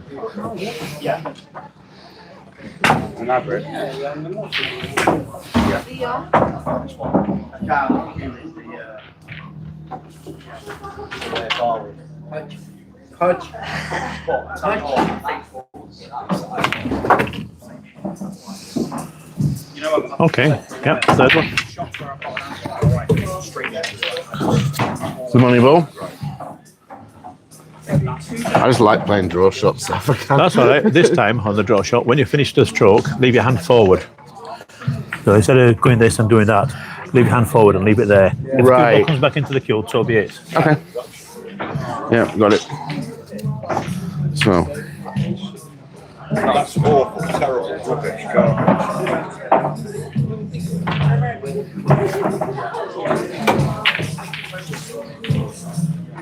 And I guess in a way, it's that's scratch.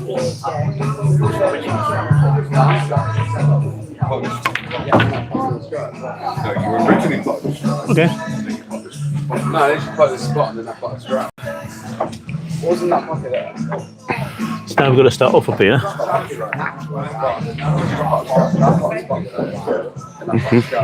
Oh, so that's how the cue ball. Yeah, whatever. All right, no, you can't do that. No, you can't. Yeah. So you got slide on strike. So same thing. 2 shots, how dare you? Eh? 2 shots, how dare you? Yeah, I always wonder about that. We're playing American game with English rules. How dare you? The club I used to play in Chapeltown is the same thing. You've got a table either side and they're all playing two. The amazing thing is, you don't even have 2 shots in any form of English now. Well, that's shot in a visit now, isn't it? No, it's in World rules. international rules. It's ball in hand, anyone table, same as an American. Right. In black ball, Yeah. it's a free visit, but you can move the ball back into balk for your free visit. Yeah. But you can do whatever you want on your free visit. Yeah. Second shot's a normal shot. Right. Shot in a yeah. So it's, as I understand, so it's not actually 2 A little shots. scratch off the break is ball in hand behind the line. Is that right? I think it's the same as, I can't remember what it is in both of us, I can't remember, Yeah. but it was ball in hand behind the line in 8 ball now, isn't it, as well? Is it? In American. No, yeah, that sounds about right. But I thought it was scratch off the break, ball in hand behind the line. I must confess, I lost touch a little bit with the ball since I've been away.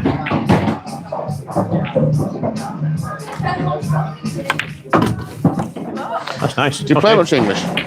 Not much. I've got my English cue. And now this one's going to be a little bit further away, so put it wherever's comfortable for you to reach the cue ball. Okay.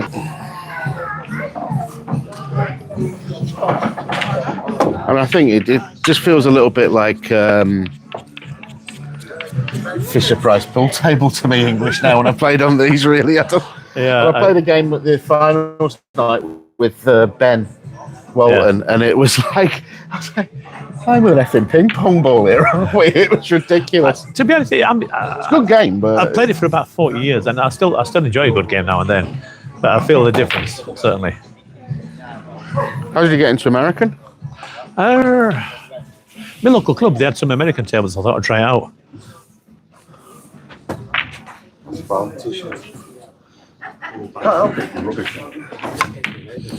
No, miscued it. No, I know exactly what you did there. Bring it back. Was it there? Yeah, whatever. Just give yourself some length on the shot.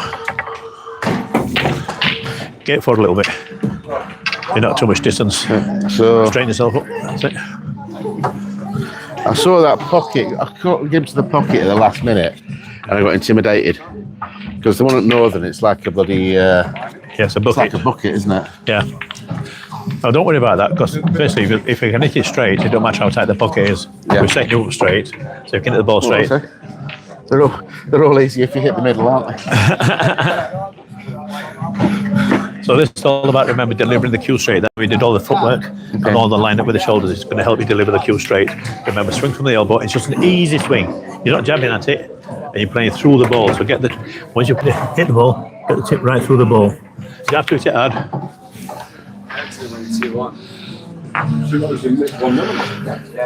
I think I'm getting intimidated at the last second. Because it's a bit further away. Because it's a bit further. You're trying to throw your shoulder into it a little bit. Basically, you're trying to bully the ball into. Right.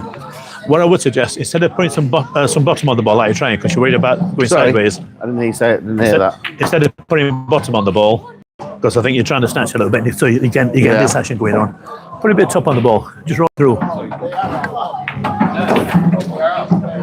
Just roll it through gently.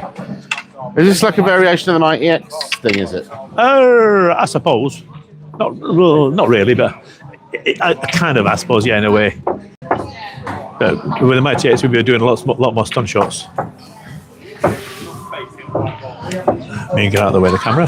Just roll it through. Hit it at the top. Hit it at the top. Just roll it through. Hit it at the top. Hit it at the top. The top. The top. Do it again. What part of the top are you struggling with? Right at the top. It's at the top. Yeah, that's what the top is. You know when here. you're cueing the ball and you're aiming right here down the bottom. Well, Yeah. the top is up there. Yeah. Top's the other end. Yeah. It's like the bottom. Imagine the ball's upside It's down. like the North Pole and the South Pole. There you go. Only, how can you have that when the world's round, when the world's flat anyway? You think that's bad? Here's one for you. Do you know the North Pole is the South Pole? If you look at it the other way up. Nope. Go on. Get a compass. Right. Right. You got a compass needle. Yeah. I wonder if it's coloured because that's your north. That's your North Pole on the magnet. Right. If the North Pole on the magnet points to something, what's it pointing to? You can't point to another North Pole because lights repel each other.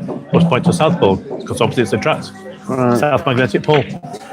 Well, you also know the Flat Earth Society put an advert out for a global membership coordinator. Yep. I follow a guy called Simon Dan. And he basically spends all his videos debunking flat earthers, or flurfers as he calls them. Flurfs. Is his entire collection 30 seconds long? That's how hard it... There's loads of them. There's loads of flat earthers. It's ridiculous the amount of science misinformation that is out there. So remember, I said at the top, just roll it through. Okay, stop. Let's get your bridge on the table and get that palm of your hand on the table. You're up here.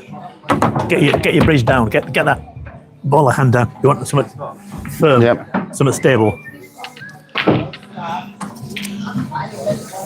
If it means moving that bit further forward, so you get your hand on, try and move it forward.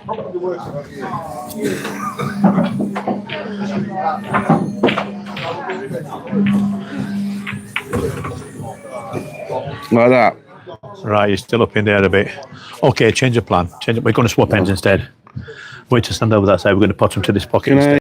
Go through this shot to see how it goes. I really wouldn't.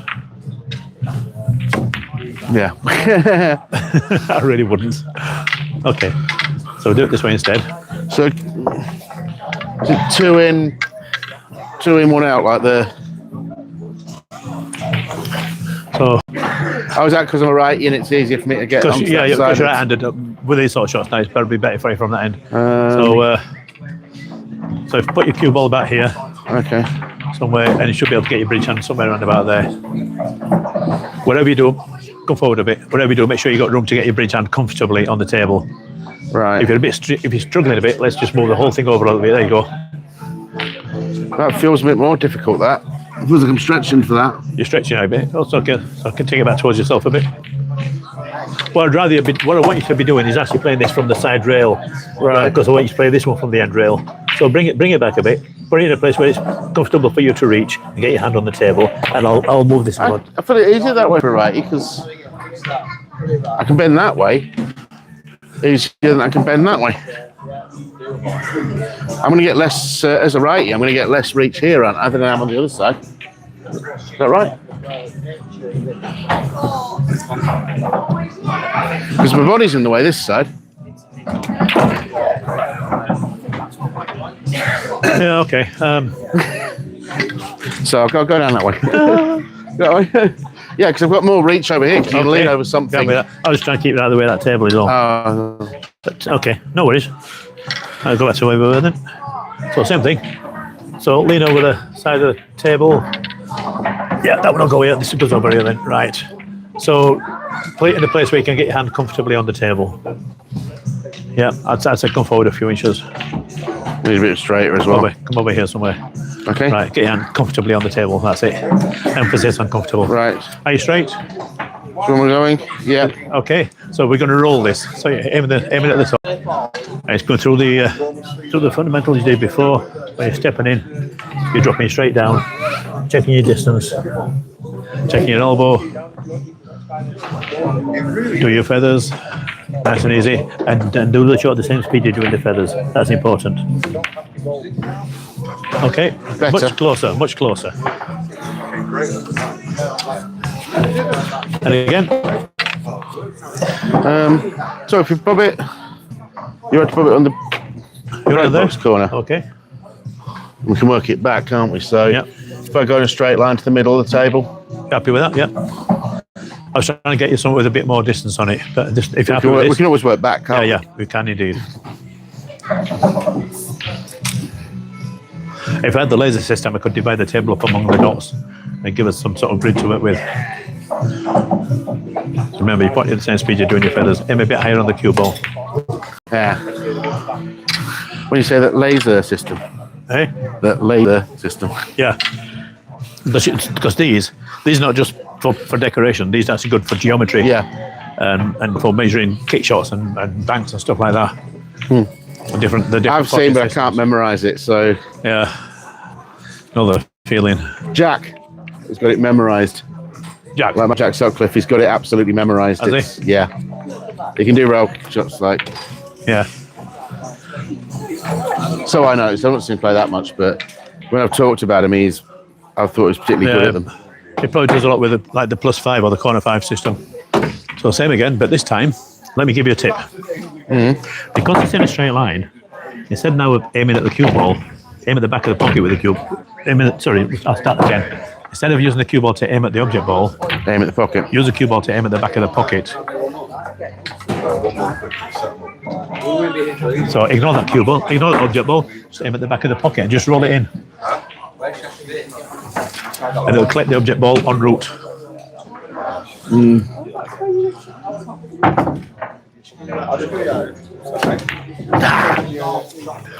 No, I'm thinking too much about the shot, aren't I? Well, that's what I should be thinking about. But I'm No, it's thinking all too right. much about it.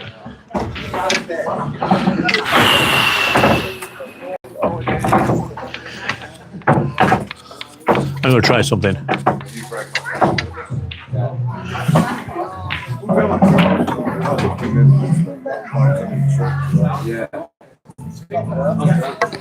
I was By the getting way. phone calls. I was getting phone calls from this dodgy bloke called your wedding DJ or something. Okay. Is that you? Yeah. Right. I thought I'd double check. It's this wedding DJ. This wedding DJ. Yeah. Right. Yeah. Yeah, I don't know why it's still on there because I stopped doing weddings years ago when So- COVID came about. So I don't know why it's still on there. It should be the MagnaRack, if it's anything.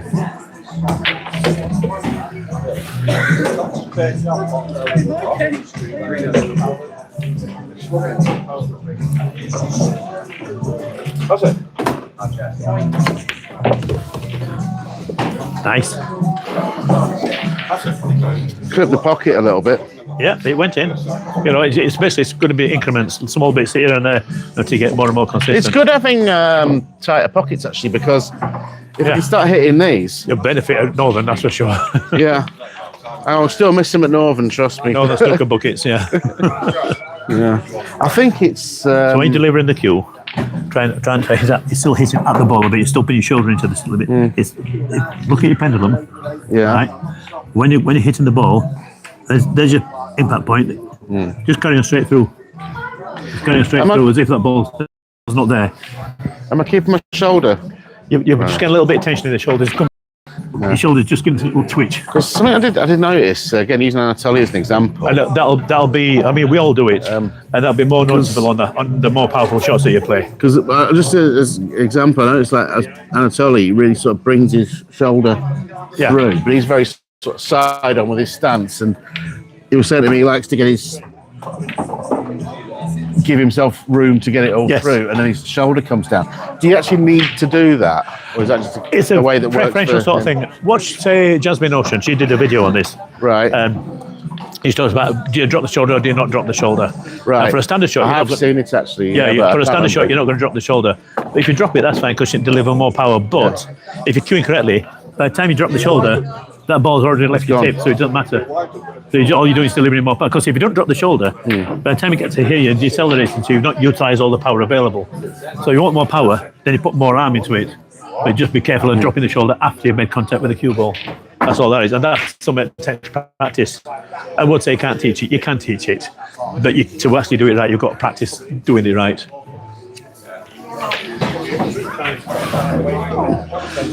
So remember, you're just swinging through. It's a pendulum. Just swinging through the pendulum, and you aim it at the back of the pocket. Ignore the object ball. Bit hard, but Yep, and no top spin. You only just aim just above the middle point there. okay. Reason being, To get the, I mean, this is again a question I've got is, so I'm full of questions as you probably know. That's all right. There's no such thing as stupid questions, only inquisitive people. That's a stupid question. You get stupid answer. Top spin, ready? Okay, I can see where it's obviously Yeah, stopped. It's bitten and... But I mean, my question is just about the bridge hand, really, because That was bad it's queuing on my something back, by the way. is if you like down your bridge is absolutely flat, Yeah. are you bringing that up like that to get higher up the cue? Yes. That's where the height comes from on your cue. Right, okay. On the tip on your cue ball. But it's gotta be that directly grip. through the bridge. So watch my bridge. See, I can flat below there. Yeah. I can roll it right up a bit up there. Right. Or if I want to get same queuing over a ball, again, it's all in the bridge. Get up on, make a tripod with your fingers, whichever way you want to do the tripod. So you're still coming up with your bridge. And you're still coming up with the bridge. Because you see a lot of people, especially when people are in the 5 pints and the 5 pints and a game of pool brigade. Yeah. That you sort of see them where suddenly the cue comes from up here somewhere, the hand comes on here, and next thing you know, cloth ripper. I'm better with a couple of pints inside me. We all miss them. Just so I'm my main thought in this shot is this one playing now is going to be my bridge hand. Yeah. Because I don't think I'm being terribly disciplined with it.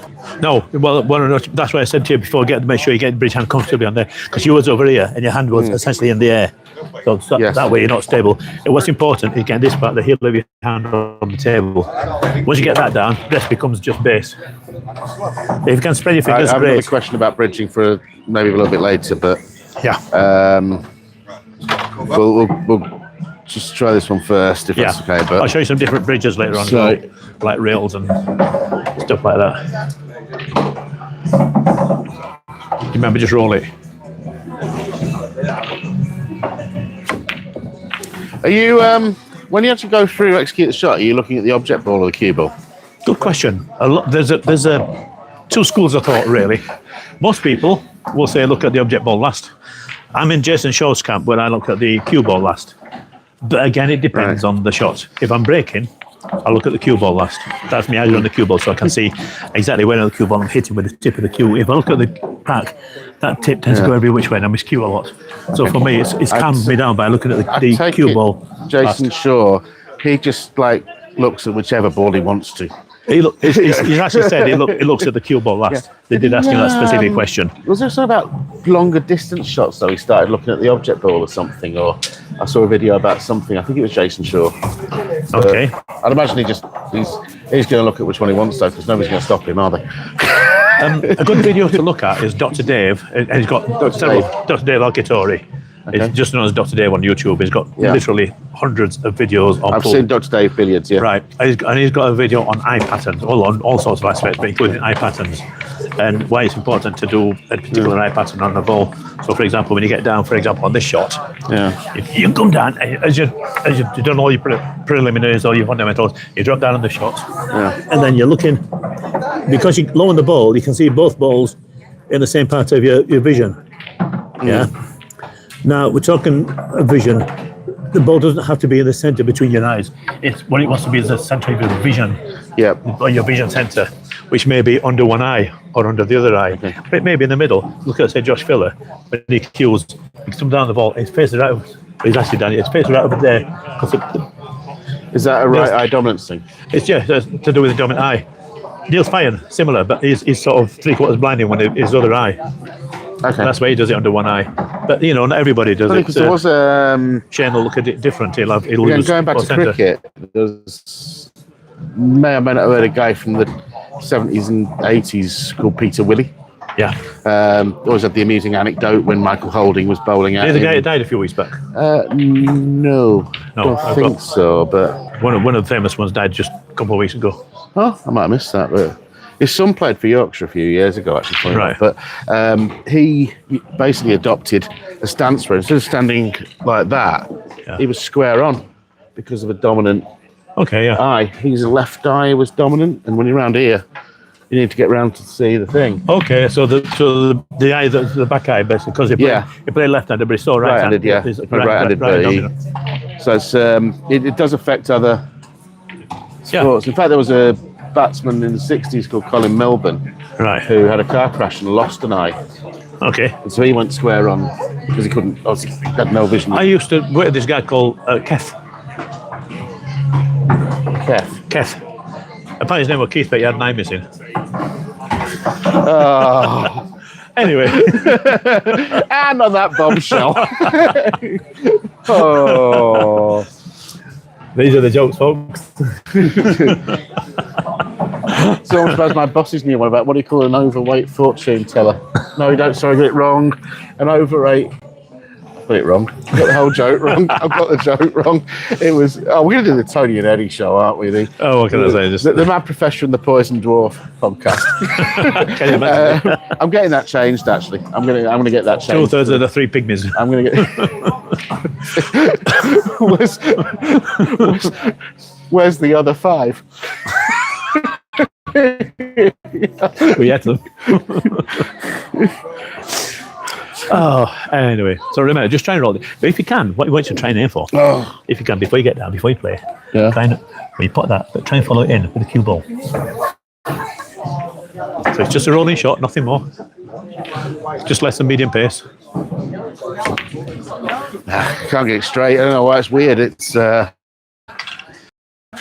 going to see if I can do it myself. I should be able to. It's not the hardest shot. What's it? That was pretty terrible, though. I said, what do you call an overweight sidekick? That was it. A fortune teller. Pretty terrible. Overweight sidekick. Fortune teller. Oh, fortune teller. Yeah, fortune teller. Yeah. So that's looking at the ball. He's looking at the pocket instead. Okay, straight. So aim at the pocket. Nope, still a mile away. I do actually find I give myself an headache if I try to look too much to one the other. So I do it at a shorter distance to see if I can get it to follow in. I shouldn't worry too much about that. It's just a nice little icing on the cake shot if you can do it. But it's not the end of the world if you can't, honestly.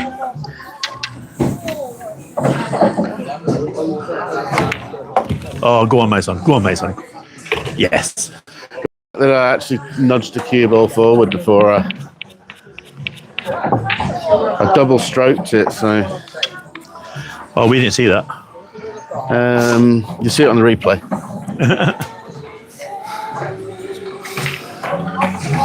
I was doing this exercise at home, but I was doing it full length of the table, and I was able to pull it off twice on the trot. I've got it on me on TikTok, on one of my TikTok videos. I was like the bloke that sank the sank the winning 9-ball in a competition once. Yeah, and then missed it on the action replay. It sounds about right. Don't have action replays anymore, do they?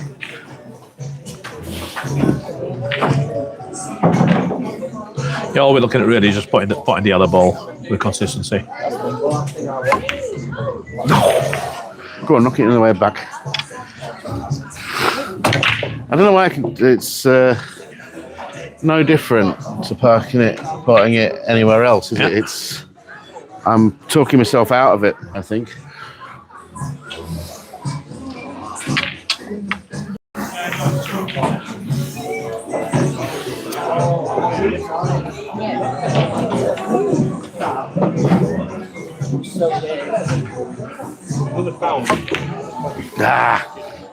Am I actually getting proper follow through on that, or is it just following? Yeah, you get some on there, just forced rolling. At the top. A bit better. It's closer. So if I do it, just to give me something else to look at, if we say went across table with it. Yeah. So there, we'll play it with a hand on the table at least. Yeah. Get some chalk on as well. Get some. There's a good Henry's Q-tips video where he tries to make a break with limitations. So the first one, he's not allowed to do any screw back shots. Right. Second one, he's not allowed to do any follow shots. Yeah. And the third one, he's not allowed to chalk his cue. Yeah. So you can centre ball shots basically. Yeah. Otherwise you miss cue. Yeah, these are good exercises to do, but these are not what we're going to be doing today. No, I'd say it's funny where that's quite advanced stuff. No, I wouldn't even think about it, but I mean, what I would advise is have a few hours on the snooker table before you try anything like that. A few decades might be. So is that genuine follow through? Yeah, is that just... so actually, I don't know if you saw the cue ball after it hit the object ball, it actually span or spun on the spot. So if I'm going, it picked up some acceleration. So if I'm going the other way, well, if you watch this one, right? If I turn the 7 ball that way, yeah, That's pretty so. So I should see the 7 rotate. Should see the 7 rotate while it's pretty much on the spot.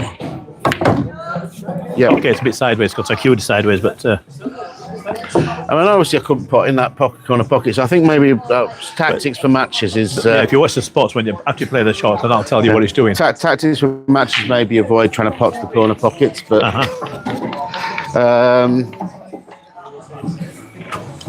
So...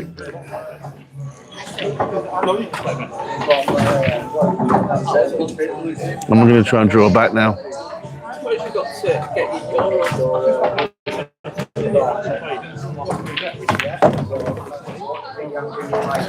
I mean, obviously that drew. You know, it's drawing back because it comes. Yes. It comes back to you. It can't draw. It can't come back to you without you getting to drawing it, can it? Exactly. So if you didn't have drawing it, it'd just stop, and that'd be a spot shot. That'd be a stop shot. Yeah. I mean, with a stop shot, am I coming further up the queue? So if I want to make that stop dead, am I coming further up the? Essentially, hitting the cue ball halfway up. But what you'll find, if you hit it halfway up, that slide where it's going to impart will have worn off by the time it gets set to here, and now it's going to start sliding forward. So you're going to have a follow shot. So instead of hitting halfway up, come down about half a tip, then slightly below halfway, give it medium pace, and there you go. Because what happened is when it left the tip, if we could film this in slow motion on my phone while I'm recording, you see it for a little bit of backspin on, but it wore off by the time it got to there, so now it was just sliding. I mean, talking about Harry Potter, and that's where you can do that shot. Right. Talking of Harry Potter and the defense against the dark arts, right? Side spin is the dark arts to me. Okay. I'm just absolutely convinced the minute I try and put a bit of side on that ball, it's going, you know, if I go to that side, I'm hitting that piece of chalk. Is where I feel it's going to do. Okay. So I'm not knowing where I'm going to put myself to. I'm probably being pretentious, but every cue will have a certain amount of deflection on it. This is what you call a low deflection shaft. I was going to say because there was but it still has a deflection on it. That's why you learn the cue. When you get a new cue, you have to learn how it works. So straight stop shot. Good enough. The shot either wasn't straight or I got on one side there. I'm not sure which. Here's one for you. Try and play the same shot, but much softer. Okay, because I slammed it, didn't I? You did. Can you actually? I'm going to take it. You can actually draw. You could draw back into this pocket from there. Oh yeah, well you were doing it earlier. I mean, you can do it full length of the table this way. It's a difficult shot, but it's doable. Done it myself a few times. It's just not an easy shot though. So same shot, but much slower. As slow as you can get without following it in. So yes, a little bit lower this time again. I think I stabbed at that one a little bit. Yeah, pop it over there. Let's just demonstrate a slow one. See what we can get away with. We'll do it from there.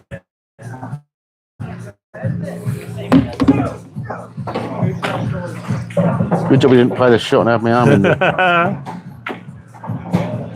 That might have been me. See how slow that was? Yeah.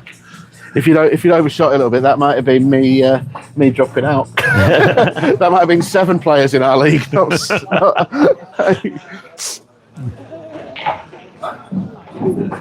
So because you're playing it slower, any backspin is going to wear off a bit sooner, so you're going to have a lot of topspin. So you need to hit it a bit lower than you did before. Okay, so. And the idea is now we've got a lot of backspin on it, and as you get here, that backspin stops and a big dip of the slide. Got away with it. Yep. One more, get a bit lower, get a bit slower. Low and slow. Boom, go right at the bottom of the cue ball. Yeah, right at the bottom of the cue ball. Is this just something you've got to judge how quick or fast? It's just. And it's not just on this table. Every table will play different. Yeah. You try playing the shot at Northern, and all that backspin will wear off. It will just follow it straight. Well, do you find certain players prefer faster or slower tables? It's just personal preference, but by and large, most of them prefer a faster table. Right. Or at least a table where the cloth reacts. Yeah. So I'm getting used to this now, but when I first started 2 hours ago, it was like Bambi on ice. Well, when you get back to Northern, it's going to be like playing on sludge. Trust me on this. It's like playing plasticine rails and sludge cloth.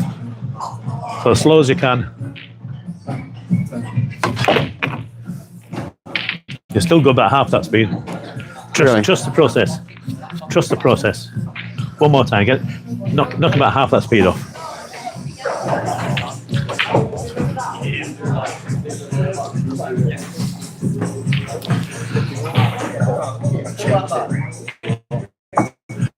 Before you start, you see how you like this? Yeah. Just come forward a little bit under everything. Okay. Just watch what I'm doing. Right? No, don't just bend that. Yeah. You come forward a bit. Okay. Now More do the stable. shot. Now do the shot. Much better. That's not bad. Almost got it. Just a fraction. But that's about the speed I'm looking for. Because you came forward a bit, you were able to get through the ball a bit better. So alternate way of doing that is set up on the ball, address the ball as you're going to hit it. Right. But instead of doing that, bring the cue back and then come back. Alright, so set up as you're going to hit it. See what I'm doing with cue hit this end. Ready? So set up as I'm going to hit it. Which end am I looking Start at? there, this end. Ready? Backhand. And I'm just going back half a hand. Okay. So you're working the cue in? Yeah, so of course what it is, as I'm playing the ball, this bit of the arm is spotted a little bit forward. I don't know why I paid for the whole cue because I always hold it like there. Yeah, well that's not because you see you've got the wrap here. It's a good index point for where you want to put your hand. So you can. So you don't always hold it on there. You don't always hold it on there. It varies from shot to shot. Yeah, but well, it's not- for it's something like this, where you've got the where you set up on the shot, and you find you're going across it, which you are on that shot, and I was doing it myself earlier. Right, you set up as you would normally, but essentially what's happening at the point of impact, this arm is too far forward. You're too much like this on it. Right. Okay. So drop you your set hand up as back. you were. Just drop the hand back a little bit. And now, by the time you impact, you're more at right angles. So set up first, and then work your hand back. It's just an alternative way of doing that. So get nice and close.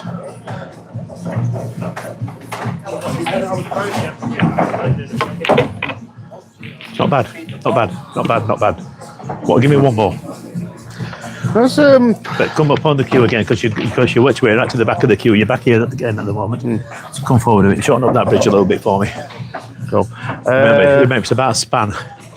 You're still quite a bit on the long side. So That's it. So you got your grip roughly on the end of the wrap. right. Once then- you're set up, work your hand back. Yeah, we're on back. Yeah. Yep.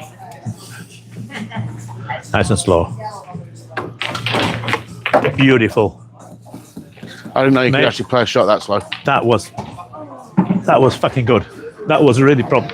And the thing is, when you played it, it didn't even do that. It actually stopped properly dead. Yeah. That was a nice shot. That's We, one for you to look back on. Just, I mean, obviously, I know we're not going to get everything in one session, but what I was just wondering, I mean, with could we go back to what we did at the start with the break and run? Yeah. And also, if we Well, do that's get, what I want to aim for at some point. I want to set up a number of balls for you and see if we can get to clear them. if we do get 5 minutes, Yeah. can we just have a little bit of a look at 8-ball? Yeah, sure. I know we're not going to cover 8-ball. It's like I need to be. There's a lot to cover, to be honest. Jay off the in betweeners. I'm going to teach you 8-ball. Completed it, mate. Why not? I tried putting that in the chat the other day. And I didn't In get that a laugh. case, because we've probably not got a lot of time left. What do you want to cover first? Do you want to go for? We're getting on 8-ball? for 4 o'clock now, so Are we? I mean, unless you want me to chip in another couple of quid or something like that, if you got. Well, let's give it another 10, 15 minutes. We'll go rack up the 8-ball. Sorry, mate. If we get another 10 or 15 minutes, rack up some 8-ball. Yeah. Yeah.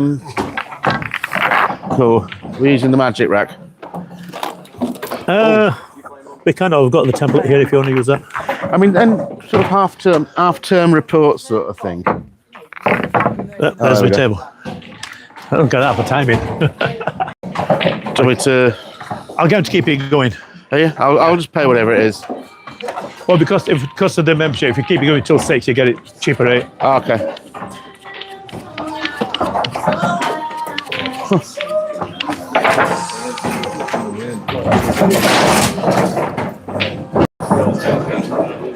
Hello, how are you? What's your name? Sienna. Sienna. Yeah. What a great name. Well, I love it. I love it. the second one, you just flash the lights on for us. Can we have it running for the afternoon? Yeah. Can we have a day rate on it, basically? Second one on this, sorry, first one on this side, yeah. Nice.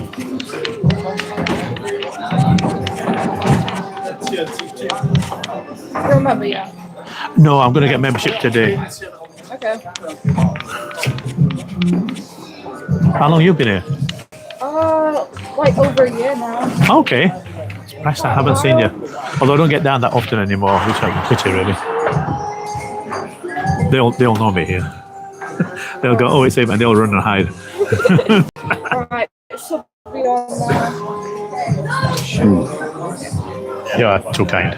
Sorry? You are too kind. I must remember to marry you. To someone.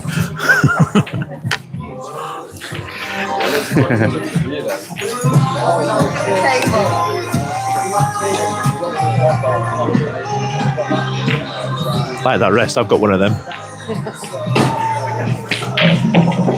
Right. So they put it on day rate for us. Okay. That's it. Let's use the. Where do I see it? All right, sorry. I think there's probably no need to. Oh, have they? I'll put it on.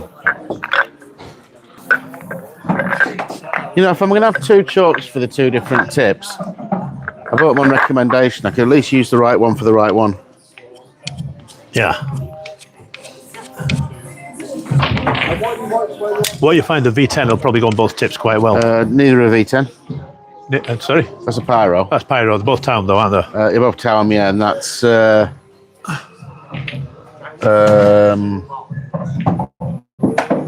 read it anymore. No, V10. It's not V10. I've got a V10 for my. That's V10. I've got V10 for my snooker. Yeah. That's the thing with phenolic tips. With general phenolic tips, they're difficult to take chalk. They're not necessarily a bad thing, are they? No, phenolic tips are perfectly fine, but there are better tips out there. If you look at my tip, for example, this is a hard tip.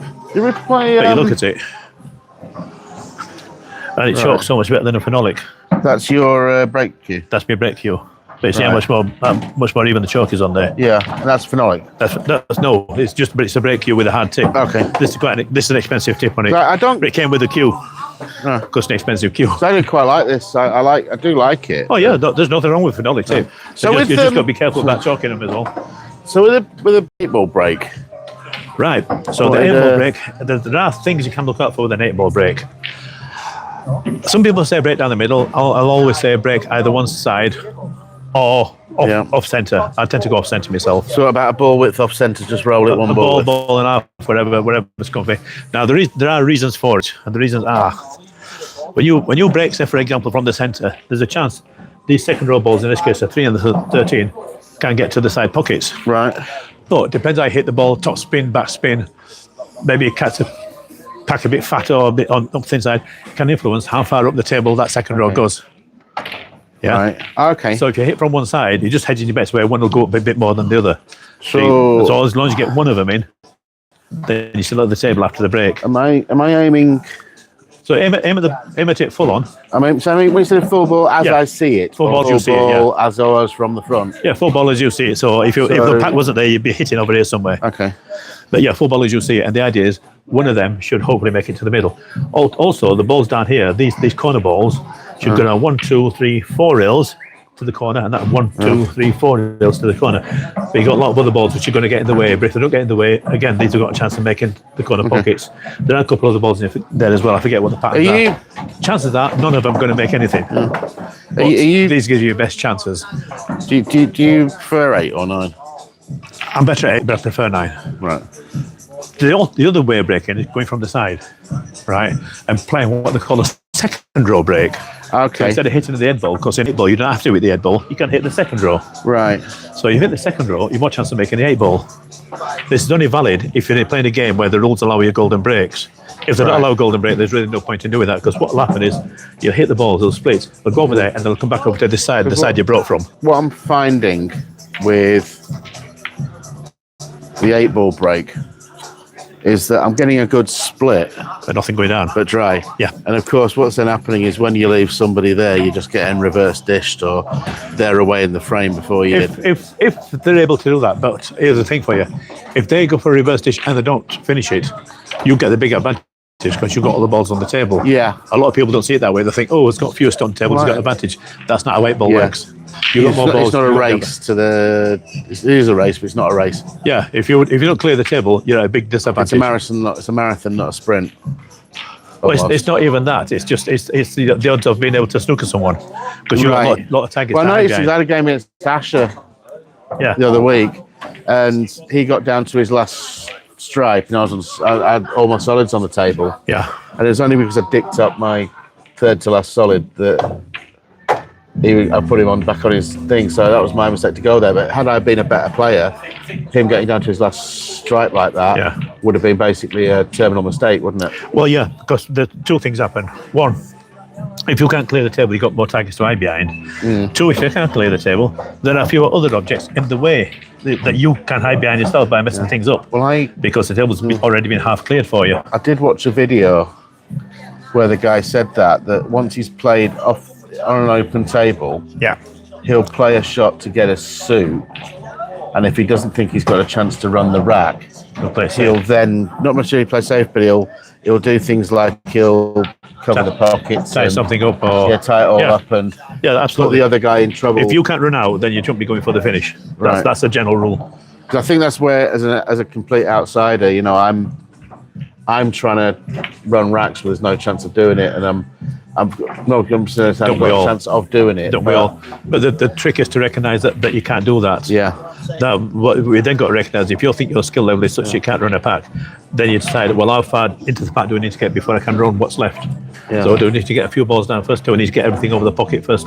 What do I need to develop to do this? And as your skill level picks up, which it will over time, you find then you can run packs more and more from the outset. So I've got a little bit of top spin on this. A little bit of top spin and leather it. Because the idea, you hit the pack, which is basically a super ball, it'll push this cue ball back, and the top spin will make it stop in the middle of the table. So it's a nice solid pack. I had a nice little run out against, a few little run outs against. What's his name the other day? Oh, was it a playing the other day? I forget his name now. Was it not Tim? It was the. I remember Asher. Not Asher. I forgot his name. We played last week. Tuesday. Last year, I mean. Whatever. Sarab? No. See, from me. Now, put myself in your shoes. Yeah. I'm guessing you're going to want to be on stripes. Why would you say that? On this board. Okay. And the only reason I'm saying that is because you've got two balls that are up on the rail. Yeah. And you've also got one ball that doesn't go anywhere. Okay. You've also got another one. Okay, it does go, but you've got to be very in to get that. Yeah. Which I suppose you could get a position off the 7 on it. But I've worked this the wrong way around, haven't I? I haven't worked back from the black ball. Well, that's my next. If you're going for a clearance, I say work back from the black ball, but also recognise there are issues on the table. You've got clusters. For example, you've got these two stripes and the black ball in this cluster. These two along here, and also you've got this kind of super cluster, all these balls together. But these are also, those stripes being there, though, they're kind of like stopping the guy getting on the black ball? Not really. If I clear them two, black ball goes to that pocket. That's the 15. Okay. So solid's actually the better suit? I'd be going for the solids here every time. I mean, the other reason being, it's because although I've got a couple of solids tied up as well, I've got other solids around it, which I can use to free these up. You've got one stripe there, which is not really well positioned to get into these, because if you go along there to hit that, chance are you going up here, you're going to miss it. You've got these two which are in the way of each other. I don't think they pass the 7 either. 10 might pass the 7. So you might be able to use that to get into there, but you need to be in a good position without hitting this on the way down. So the stripes aren't really well positioned to get into these to open them up. So take it you're trying to get the 6. So I'll be looking at the 6. Now, normally, when you've got an issue like this, you try and get into it as early as you can. But in this case, I'm probably not, because not quite got enough angle to get into there, so I might just draw back up here and get onto these two. Again, that's something which I have heard solve your problems early. Yeah, solve It your might problems take early. more than one shot to solve the problem.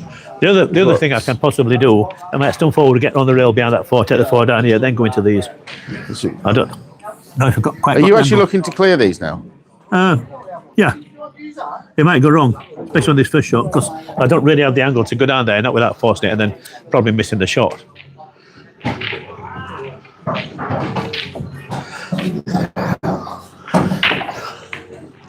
So I'm gonna do the wrong way around here. I'm gonna go for spots again. But I'm gonna come back down here. Right. Probably. I might come back. See, I could come back a little way for this window for the 7, and then use my topspin and go straight into these, and I'll likely be on one of these two. But if I miss this window, I've got no shot. I'm too far up the table for these, and none of these go. So that's my decision I've got to make. I've kind of controlled the screw back far enough. So I think what I'm going to do instead.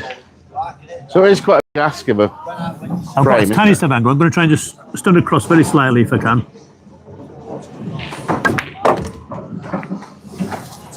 Okay. Were you trying to get on the 7 though? I'm trying to get on the 1 up here. Oh, okay. Oh, sorry, right.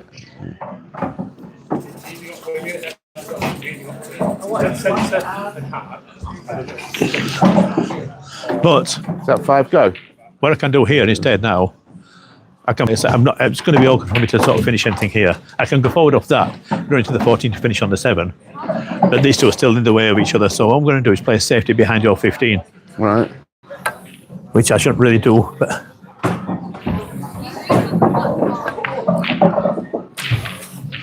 and hopefully not leaving much of anything there. I was a bit soft. I wanted a bit tighter behind the 15, to be honest, but I don't think that 15 goes up to the 11. It might do. It does pass, I think. Yeah, we left you it. It does hit the 11. You haven't Gandalfed me. Gandalf? You cannot pass. Not quite. So I think I want to be playing it with a bit of top to follow.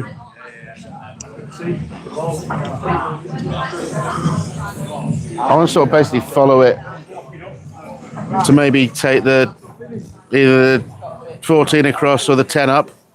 I'll tell you what, that's tighter than it looks at 7. It's going to be brushing that 7, I think. Yeah, it's going to be very close on that 7. And if I miss it, you've got the 4. What might be worth your while having a try and is 15 off the inside of that and into the middle. Right. Might be worth your while. I don't know if you're going to have if it'll do it. I think it will. So Just about. So I want to aim that to catch about that half ball. Yeah, about half ball on the right. And the other thing about it is because you're doing that, look at the angle you're hitting it and get straight into them with the cue ball. Okay. So I'm coming about. Sorry, I'm aiming it. So if I'm aiming it that way, that's going to be about there, is it? They're both slightly brave shots, but it's just basically extreme top spin, and you're aiming just to the right hand side of that wrong side. Yeah. Right way, but I'd hit it the other side that amount, that'd have been fine. Okay. Not to worry, you've left me a shot on this 5 ball to open these up, to open up the 8 ball. So all this side is now So clear. which opening up, sorry? Open these up, because the 8 ball is a bit tied. Okay. But I mean, I could probably save that 8 ball for like maybe off the 4, it's well positioned. But I'll do it now while I'm on the ball here. So straight top, trace around side. And that should be all right. I'm on the 7 now. The problem I've got here. Can you get the 1 without getting past the 9? No, I'm hooked on the 9. It's frozen, I think. It's not touching. Yeah. Maybe you're right. Let's have a look. I said no. You know what? I think I can. In fact, I definitely can. Is there any currency in that though? Because does Yes, it there leave is. you with a shot next? Yes, there is, because I can use that to get the cue ball down here for these two. Was my 13 there all the time? I think that's just gone there off that last shot. Oh yeah, sorry. It was behind the 8 ball, wasn't it? One. Yeah, so let's take the 1 ball because that's easier. Because if I'd played this 7 like I thought I was limited to, cue ball would have probably ended up about here. Then best I'm left with is an awkward cut to the middle, which is doable, but just awkward. My problems on stripes have got bigger, haven't they? Here. Yes. Well, I'm saying yes. You shouldn't have. Oh, got to see after all. You talked me into it. That's Ball in right, hand. Well, I think It's ball in hand back to you, technically, that, isn't it? Isn't it if it's still rolling and I pick it up, is it still a ball in hand to you? I mean, Yeah, we are supposed to wait for it to We're stop. not playing for the town hall clock, are we? But exactly. Right. Crazy, but I think I want to try and deal with these now while I've got the chance. So are you thinking about clearing up? No, because the one's hooked up, and I'm also looking at the wrong frigging balls, aren't I? I'm looking at the... It's usually a helpful one. Remember what suit you're on. Yep.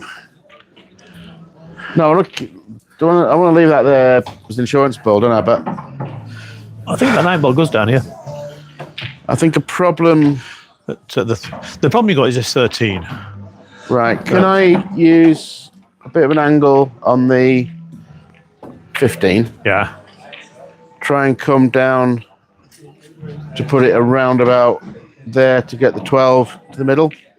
You could. And then I'm in the. I don't know. I've got the 13's a problem, haven't I? Whatever I do. I could simply just put the. Because you got ball in hand, I can simply put the ball there to play it for exactly where you want it to get down to where you want. But I don't want to try and get that ball. You don't need to because you've got the 11 to get on there. So you can save that for later if it needs be. Just remember not to hook yourself. So if you're playing the 11, cue ball in and out, so at least you can see it. Or if you're playing that, cue ball over here into the 2, so you can see it. Don't hook yourself on it. Right. So, you do have those 2 balls do link up. Just watch out for that too. It's quite So big. ball in hand, take the 12. Well, like I say, you need to plan to do something with that 13. Well, I'll get better that way, and So you're thinking of going to that middle? 12 to the middle, running forward, yeah? Yeah. Okay. Survival So option. I want a bit of an angle this way on it. Yeah, just slightly off straight. Okay. It's about half a ball off straight. Not even half a ball, it's just a fraction off straight. It's much less than you think. Okay. So if I lined it up straight, that's straight, isn't it? Can I have a look?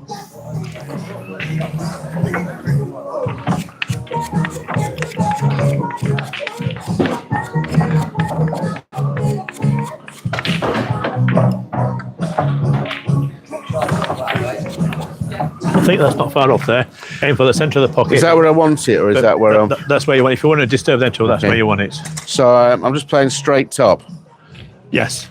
Extreme top spin. So make sure you do get top spin on it. Stunning it's no good to you. Right, stop there. Stop there. You're gonna have trouble with the top spin. You see how you get your hand on the rail? Right. And you're bridging on your hand. Let me just adjust the ball. Right. I'll get much lower. See, you're up here on your hand and you're digging down a little bit. So cue's now pointing downwards. You want to get flatter. So I'll come down. I've now lowered my bridge, it's resting on my thumb. I've got my finger alongside it. If I'm on there, I'm probably a bit too low. Right. You might be all right. Yeah, you might be all right. Just resting on the rail and just like thumb alongside and finger over it. So in fact, that's probably actually quite good.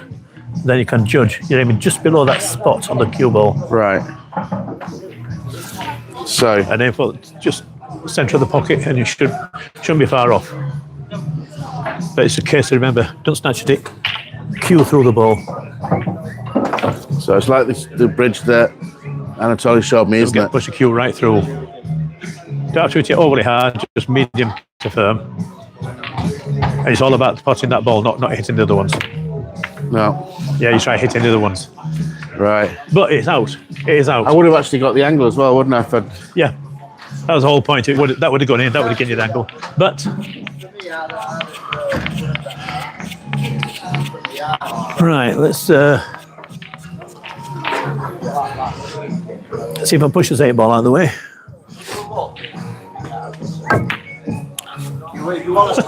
What the hell was that? That was a terrible shot. So I should give up after that. By virtue of the fact it's the only ball I can hit, I've got to do something like that 13, haven't I? Is that the only one you can hit? Well, I've got a slither on the 9, but it is a slither. Right. And there's no real currency in playing it. So am I... So you've got options. Do you want to hit it and leave the cue ball over here, or do you want to hit it and put the cue ball up there?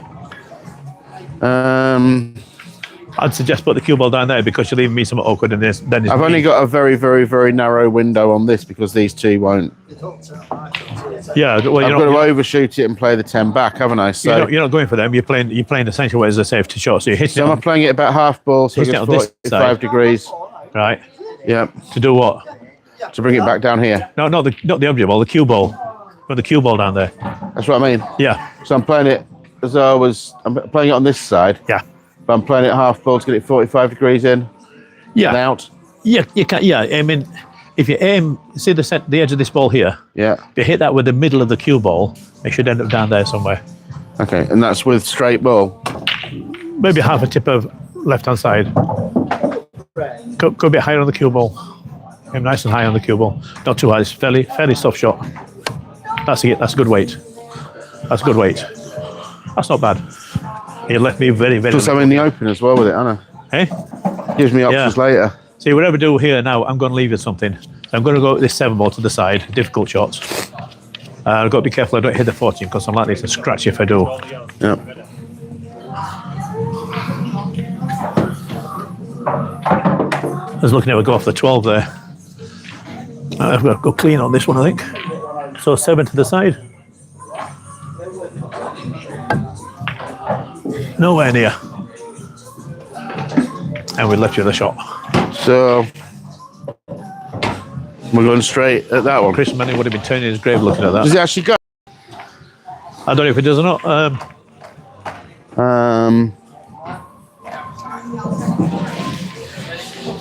Again, I'm actually nothing else I can hit, have I? So. Yeah, that'll go. It might go off the 11 ball a little bit. So if you aim it over here towards this rail, Right. you might kiss the 11. But a bit of top spin on the cue ball, just get the cue ball over here.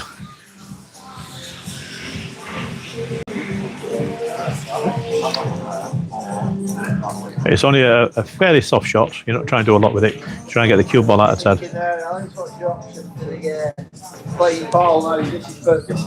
So this is again, is that right? This could be one of them where it kisses the 11 and the 11 goes awkward. So leave the cue ball between the 2 and the 3.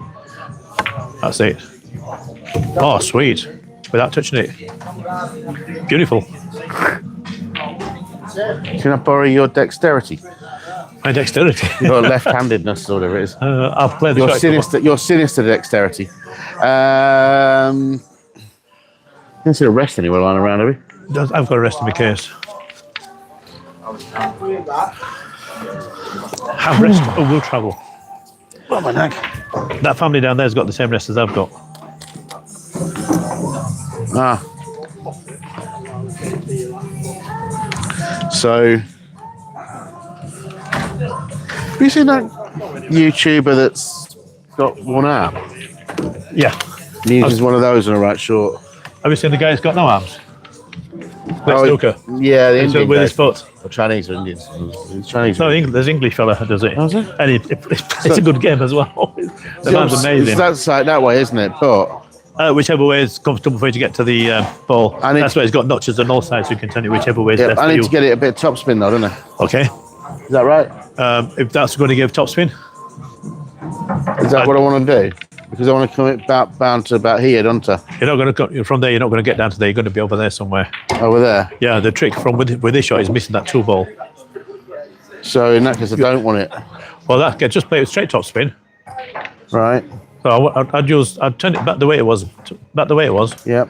Right, I'd go on either this one or this one on the end. Okay. That one looks good. So So don't forget to make sure you cut it into the pocket. You can there and there. Don't overdo it because you go wide and you go into the 2 ball. So it's because you're rolling it. That's all right. Just to slow down a bit. again, I can only hit one ball. But Remember how soft we hit it before when we went up the length of the table? yeah. It's a bit over.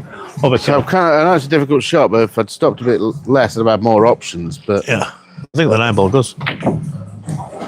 it's a heck of a cut, isn't it? The But 9 ball flies. Do you know how to line this up? it's a blind shot, isn't it? Because the pocket's out of sight. It's a bit isn't it? blind, yeah. So It usually Jim, goes look at ball it. technique. look at it this way for starters. Yeah. Imagine there's a ball lined up on that, so you've got to plant to that pocket. Yeah. And that's that ghost ball that you put there in your mind. That's what you're aiming at. You want that ball to be where that ghost Right. ball is. Okay. So I think it's there, isn't it? You can put a little bit left-hand side on as well, just to help the thing, and don't forget the bottom, otherwise you're going to scratch to the side.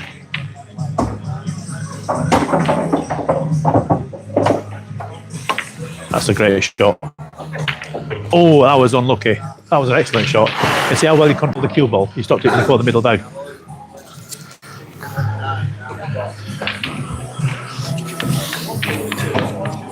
Right, Tony. Time for me to behave myself and do some work. Now, what I want to do here is make sure I don't end up straight on this two ball at an angle. So I can either come back a little bit or I can go forward a little bit. This is one of them awkward shots. You stopped that too quick, did you? Eh? You stopped that too. You didn't mean to stop that? Yeah. Remember that shot we tried right at the beginning of the session tonight? Sorry? Remember that shot we tried right at the beginning of the session when we were down here trying to screw back for the two ball? It's roughly the same shot. Right. Oh, okay. It's a bit further off the rail though, so more movement on it. But I might go forward off this one yet.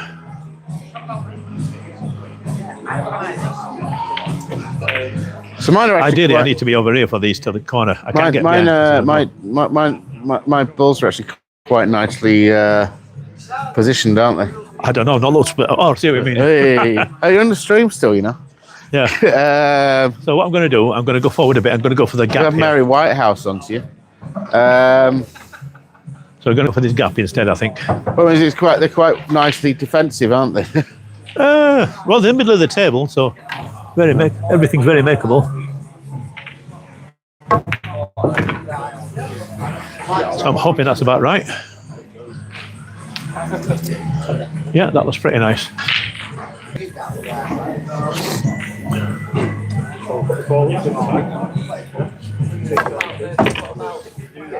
Oh, that's right, behind the E. That's not where I wanted it, but we'll take it.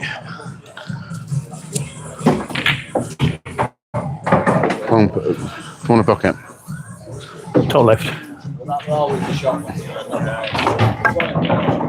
What the hell was that? I know what that was. Had I played it firmer, that'd have been in. Because I played it soft and I had spin on it, it gripped the ball a bit more. I allowed the cue ball to turn the tag in that little short distance between hitting it and it hitting the object ball. I think the 12 to the middle. Bring it quite soft. Which I do? Don't want it up to 9. Whoa. 12 to the that one to the middle. 12 to the middle. Yeah. Which is a 12. Is it 12? No, sorry. 14. I mean. Yeah, so that's 12. It's looking sorry, at you. 12. I was looking at, yeah. That's probably why I said 12. So we get that. Yeah. And do you want to bring it maybe up for the 9? What, the cue ball? Yeah. It's probably not going to go that way because it's going to hit the 10. Right. So the 10 is going to make it go forward a bit more. Yeah, you could roll the 14 to the side, come off the 10, go forward a bit. What you might end up doing with the 10, it may go into the 13. I think it's going to end up down here, so you probably have a little one on the 9, and then come back for these. So we'll just play that bit of top. Yep. Or you can play it with a simple stun and go straight into the 10, then you got the 13 to the same pocket. Right. It means you're queuing over the 12 a little bit for your second shot.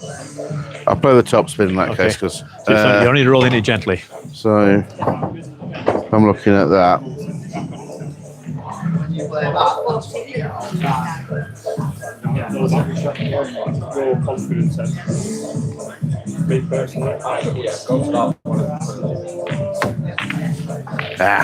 Unlucky.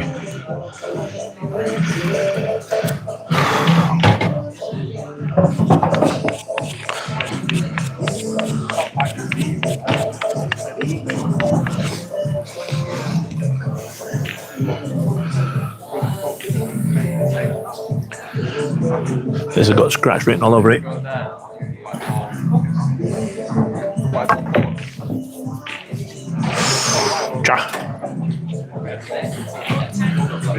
No I'll take that. As long as you make your first ball, you've got quite an easy clearance on there. Everything's in the middle, everything's open, got a pocket, so it's just a case of keeping control. So that one's got that pocket, that's got either that or that one. That one's got that one or that one at pinch.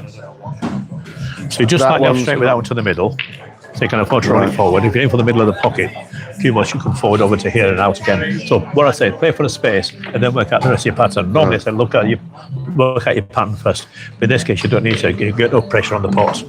So just concentrate on the pot and then see where the cue ball lies. But your cue ball should be too far off where this 12 ball is now, because that's going to go in the pocket. That'll hit the rail and come back out again. So it's all about the pot. Don't overhit it. Just slow to medium, nothing more. Let's take that one again. It was on the rail. Where was it? Here. So you're on the rail. Bring it off the rail an inch, right? And this was basically lined up roughly for the this jaw. Yeah, a bit more that way, because it's not. So make that to the middle of the pocket. And the cue ball's going to come over here and back out again. Just roll it in gently. That's beautiful. Now you've got options.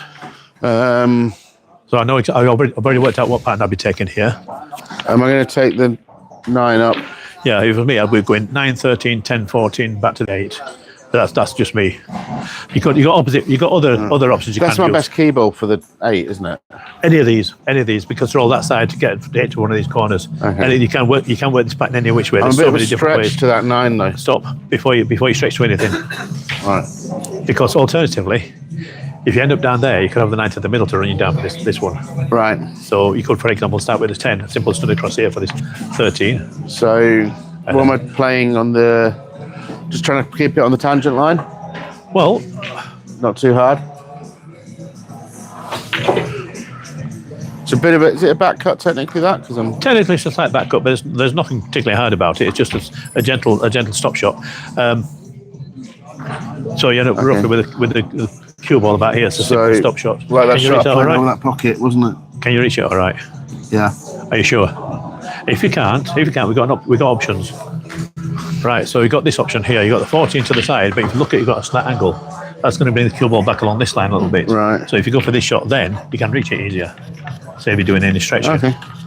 So that might both be. So am I playing bottom on it, or? A bit of bottom on it. It's basically a screw shot like you tried earlier. But you don't want to come back too far. You want to come back roughly to where you are. But instead of being back here, you're going to be further over here, just so you can reach it. So you've got 3 options there, but you decide which is the best one for you.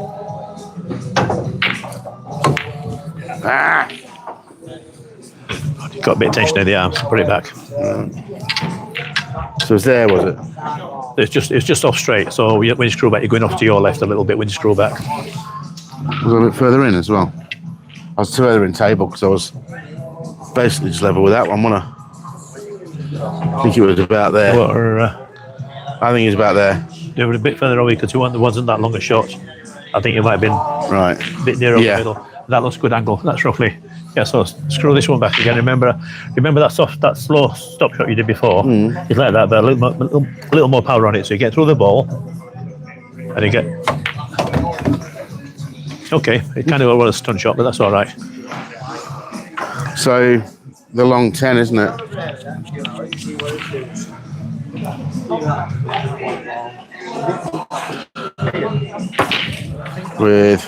I'd go for the long 9 myself. Okay, yeah. Reason being, so the cue ball and off the rail, you got that, and then this, because that it'll take you. When you play this and stop off the rail, you got an angle on that to get the cue ball down here for the 10. You could do the 10. You could do it any which way. Again, you could do it on the 10 and come back an inch or 2. So again, you've got an angle to come down here for the 9 to this pocket. Options. So I'm just playing a straight shot and just a centre ball. Yeah. Is that dead straight? No. Which one are you going for, the 9? The 9. You see, you could play the 9 as a stop shot and leave me snookered. If we miss the pot, then I'm snookered.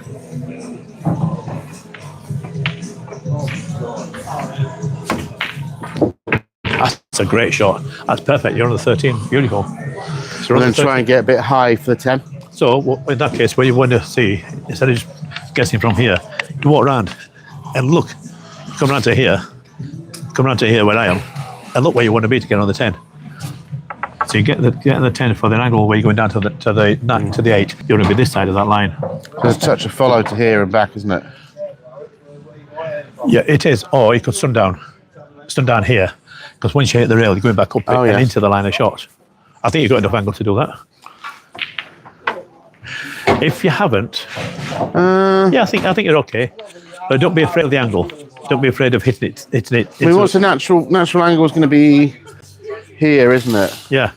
No, So I don't want to get too close to yours because it get tangled up in that corner. Well, that's all right because you can pot mine. If you pot I yours, know you I pot can mine pot as well. yours, but I don't really want to because it'll take all the sting out of the ball and I'll have a harder shot on the 10, won't I? Right, then, yeah, I mean... So I think I want to maybe sort of stun down two rails back. here. Just basically get it to the second rail and chances are it'll come out to up here somewhere and just leave the natural angle to get up for the 8. Am I trying to... Well, I'm using... Alternatively, an easy way, just put this 10. Oh, yeah. No, it's a stretch. You want a stretch? Yeah. Do you want the extension? Use this, put an extension on it.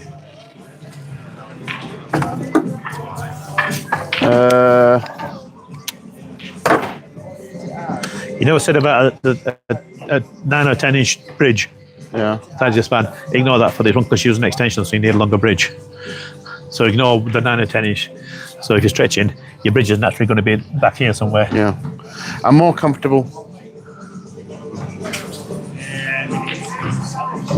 Well, okay. I'm more comfortable with 13. Hang on.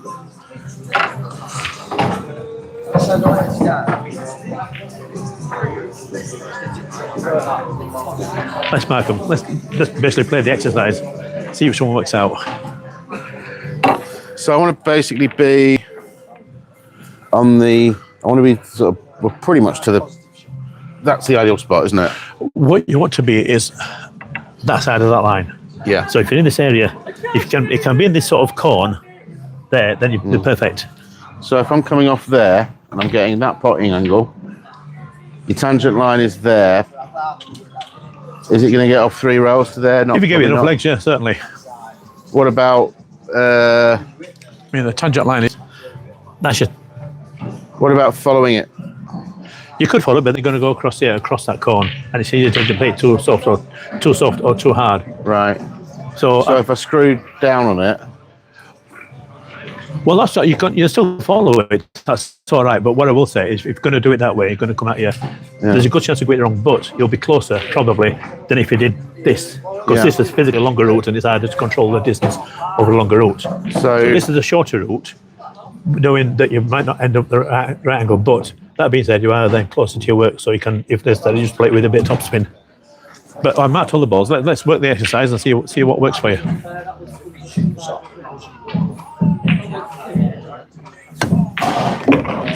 Not quite enough, was it? No, that's fine. Get that. You can roll that in and go forward with the cue ball a little bit. You're going to leave yourself a little bit of distance on the 8, but you give yourself a good chance. So It's all about rolling this one in.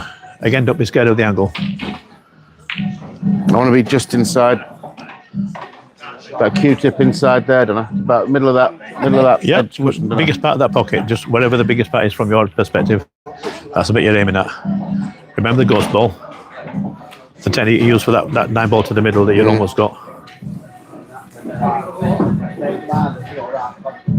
What's the cue on my 1 ball?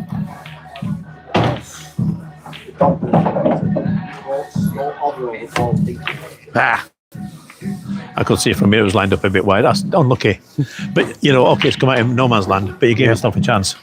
Right, let's reset them balls.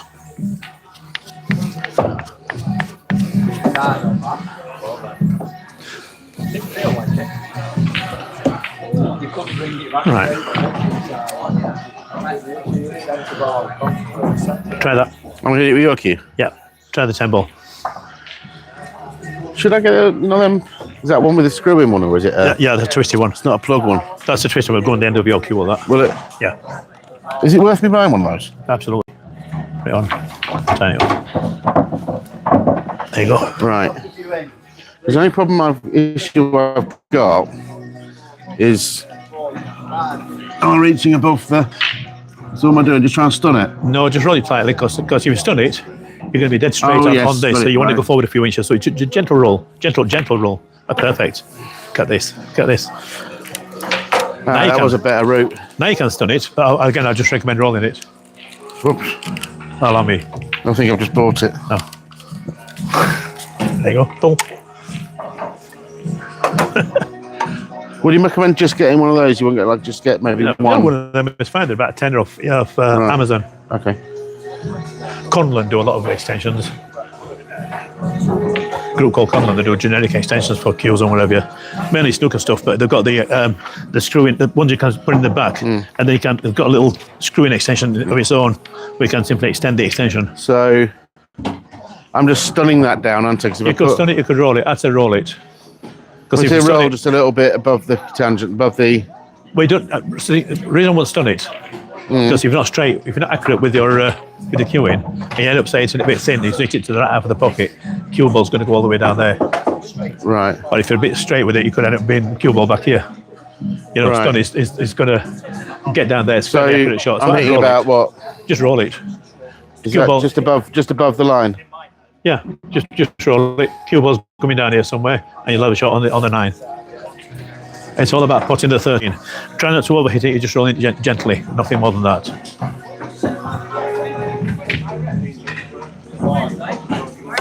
It's nice weight, that's beautiful. A little fire if anything, wasn't it? Okay, we're a bit thin, but we got you're on it, it certainly goes. Pull it off the rail a little bit. Pull it off the rail a little bit, give yourself a fighting chance, that's it. Now, don't worry about scratching to the corner. You hit these right, and the scratch is never on. So stop. Get off behind the line of the shot. Have a look at where you want to hit it. If needs be, get your cue behind it. Just aim at it. Just let your eyes zero in on the point you want to aim at. Get that spot fixed in your mind. When you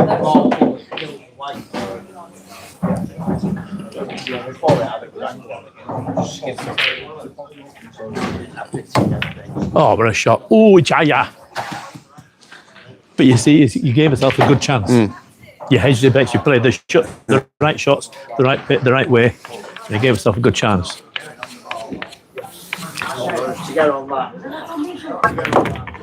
I was going to see if I could get a friendly organised with somebody for this week, because I've got 2 weeks off. Okay. I forgot to mention that. I forgot to mention before I play. I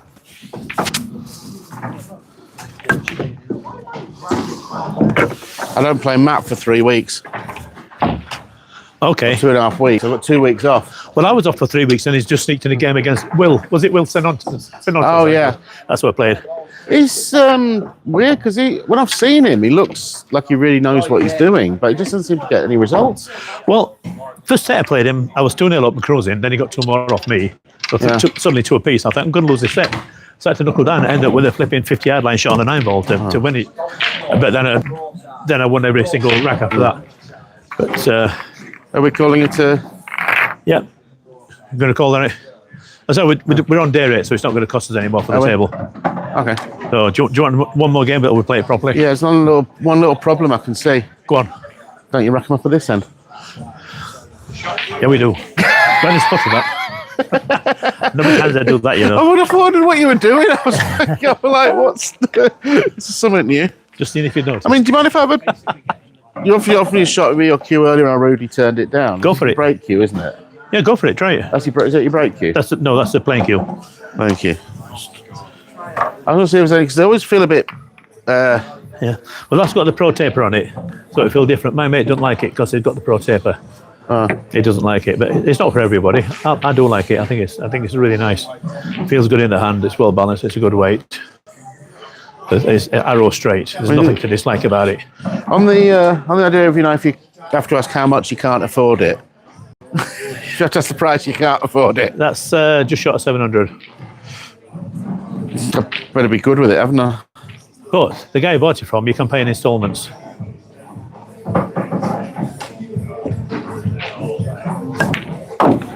I'm just trying to work out how many poker tournaments I'll have to win. That shot there was so much nicer than any of the ones you played with you so far. Just looking at the way you played it. Is this where you say all I need now is your credit card details? Well, if you go through, say, Klarna, or if you've got PayPal credits, you can get it that way as well. Mind if I put some... Oh, you're sorry. chocolate, don't you? Yeah, I mean, that's when I did my break, I went through Klarna to get mine. Did you melt them down? Eh? I mean, the only thing is that with Klarna and things like that is... How much do I need to actually try a few cues physically in my handles. It's really hard to find. Then I'd go to Bulldog Billiards in Derbyshire.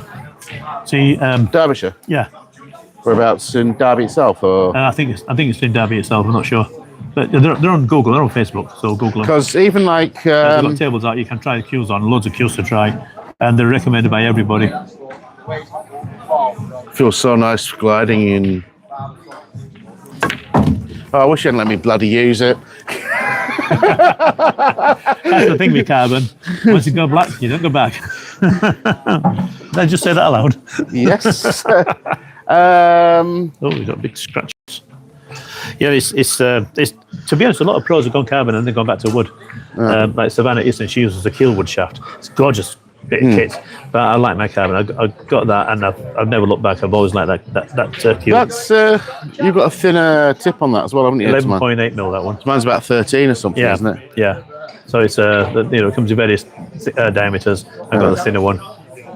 So it's for more accuracy. Bullshit. It's whatever feels good for you. You can be just as accurate with the thicker tips. So 11.8, 12.4, and 12.9. I think. And what? I mean, do you need to invest in a Predator? I would say invest in a decent cue. It doesn't need to be like one of the big names, Right. But some. Do you pay for the top brands like Predator and stuff, and Yeah. whatever else is? You pay a for premium. the name. They're a top brand for a reason.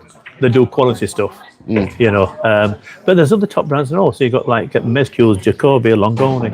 They're all much of a muchness, and it's a case of whatever suits you. Yeah. Because it's a top brand, you might not like it. I used to be in entertainment business. I had a karaoke show. As far as I'm concerned, it was the best karaoke show in the north of England, and by a long, long way. People used to look up what I did. And there were a lot of try and copy karaoke it. shows in the north of England, weren't there? Not everybody likes karaoke. It's horses for courses, and it's same with cues. Horses for courses. You might not like the pro tipper, you might not like the weight, you might want a bit more front end heavy. All these different things go into it. It's whatever's feels good in your hand. My And dad you won't know used, until you play with some. So, like I say, good handball of billiards. I'm not sure if this one can go on the stream. We might have to edit it out later, but my Other billiard chops are available, by the way. I'm just saying. my dad used to call karaoke Hiroshima's Revenge. Well, it's Japanese word, and karaoke It's in brat. Japan it means empty orchestra. Yes. In England it means empty bar. I'd also heard that it was like carry is yourself, like Harry Carry, kill yourself. And Okay. Oki is Japanese for Pratt. Could be, I don't know. It's probably just a completely made up word that kind of sounds Japanese, so they allowed you to break. I know the story behind it, to be honest, about the guy who invented the machine. He decided to not have it patented so he could share it with the misery world. It's like the old one about why do Morris men wear bells so they can annoy the blind as well. Yeah. Well, the only origin of a Japanese word I know is kamikaze, which was divine wind. Okay. And it comes from I think it's the 12th or 13th century when the Mongolians were going to invade Japan and had the biggest armada the world had ever seen. Mind if I break? Yeah, fine. Yeah. The biggest had the biggest armada the world had ever seen, and it was wiped out in a monsoon Okay. in the sea over, and it was dubbed the kamikaze or divine wind.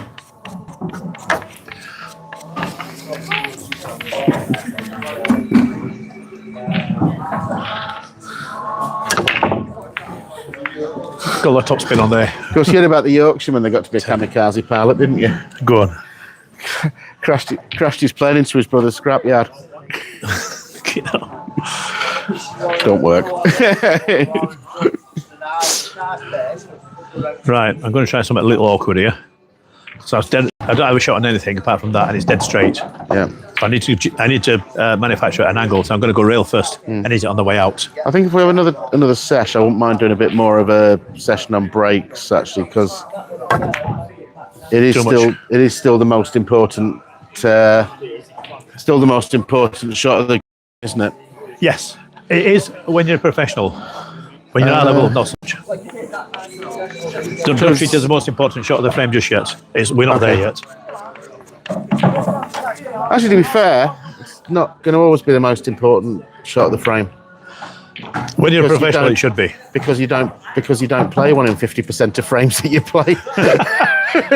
Well, if it's winning break, true. you might. You Oh yeah. remember the final last year between Kopin Chung and Aloysius Sharp? You remember that one? They're playing, No, I haven't been really watching Paul much. In fact, the longest I think I watched a Paul match was a Little history Mosconi lesson Cup. for you. So there's a final. Kopin Chung, Aloysius Sharp. It might have been the Masters, I think it was. And Kopin Chung won 11 racks to 0. Because you got the break. Out of the 99 balls potted, he potted 99 balls. Because of the break. There's absolutely nothing the other person can do about that, is there? Aloysius got to the table a couple of times, but he found himself hooked each time. And then Kopin Chung ran out of the racks. Right. 99 balls out of 99. It was absolutely phenomenal. So I can either go for one It's an open table. really ambitious shot that will probably not go in because it is a very long queuing. I suppose it technically is that to the corner, but I don't think it's very... None of the shots that are on, I want stripes, don't I? Either. I mean, it's 13's on the strap. The 9 balls on down the rail there. This sounds a bit much, so I just play the 9 down the rail if I can. But don't forget you're going to have to stun it. You're going to have to play a stop shot on there. But Right. remember, swing from the elbow. Okay. A better chance of hitting it straight. So, The minute you let that shoulder go and you're going to go into the rail.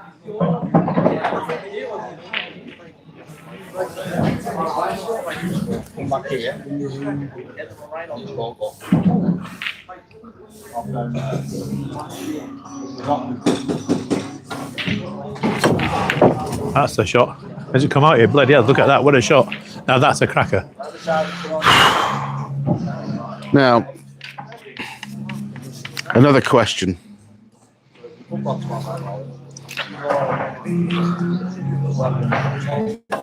14's hooked. 14's, It will got that pocket, but if not you get without to it, moving those. you have to get onto it. Um, A couple of ways you can do this. can I actually run this? You are, and it's very doable as well. You've got a Right. slight angle on this 10, right? I thought the 10, right. So you could go into the 8. That'll clear the 14 to that pocket instead. And chances are you'll be on the 12 or the 15. So I'm putting a tiny little bit of sort of... I'll talk it. So I just want to go for the biggest part of the pocket there. Go for the middle part of the pocket. Right, with a little bit of stun screw on. If you look at your tangent line, Yeah. straight into the 8 ball. Okay. You have to be a little bit careful because you hit that side of the 8 ball. Cue ball's coming back here, you might not be on anything. So a Which little side bit of the 8 ball am I trying to hit? Well, the natural tangent line is going to put you on that side of the 8 ball. Okay. You want to be more into the middle of it if you can. So your stun shot, instead of being perfectly in the middle of the cue ball, go maybe quarter of a tip above the middle of the cue ball. Above.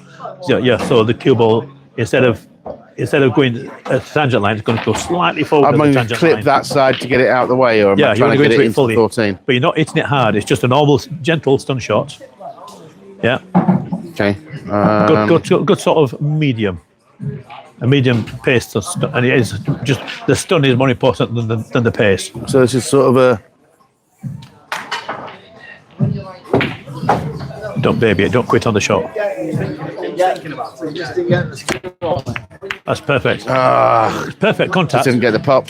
No, but it's perfect contact on the 8. You've opened it up and you fell on the 12. You know, you're good to go. You've still got problems. Rest of the rack. 7 ball I think goes in here, so I can play it again on the 7. That'll open up the 3.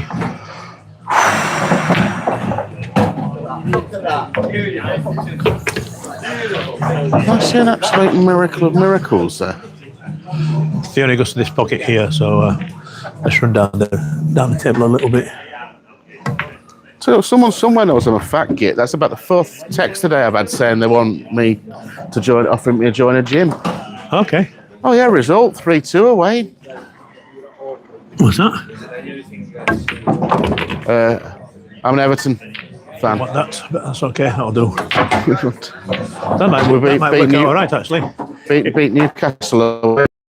What goes to the middle, which it does, I can get into the gap here and take this 4. So what are you trying to do? You're trying to get down gap where? Sorry, the gap. Yeah, I'm here. going to do it just yet. I'm going to do it this one first. Yeah. Because both these balls go to this pocket here.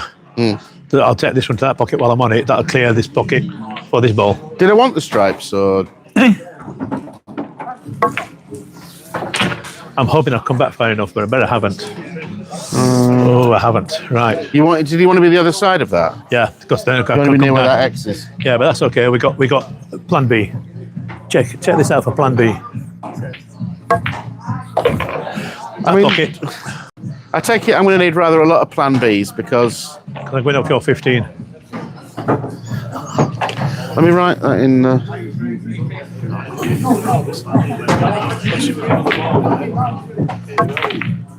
Ooh. So that's a loss of turn, isn't it? Yeah. Okay. Because that Bulldog Sports, I've not heard of that one. Because I went to... Hold on, billions, yeah. Because I went to Craftsman, Yeah. in Kipax, and they only do Craftsman American English. kit. This is their stock of American pool cues. Right, yeah.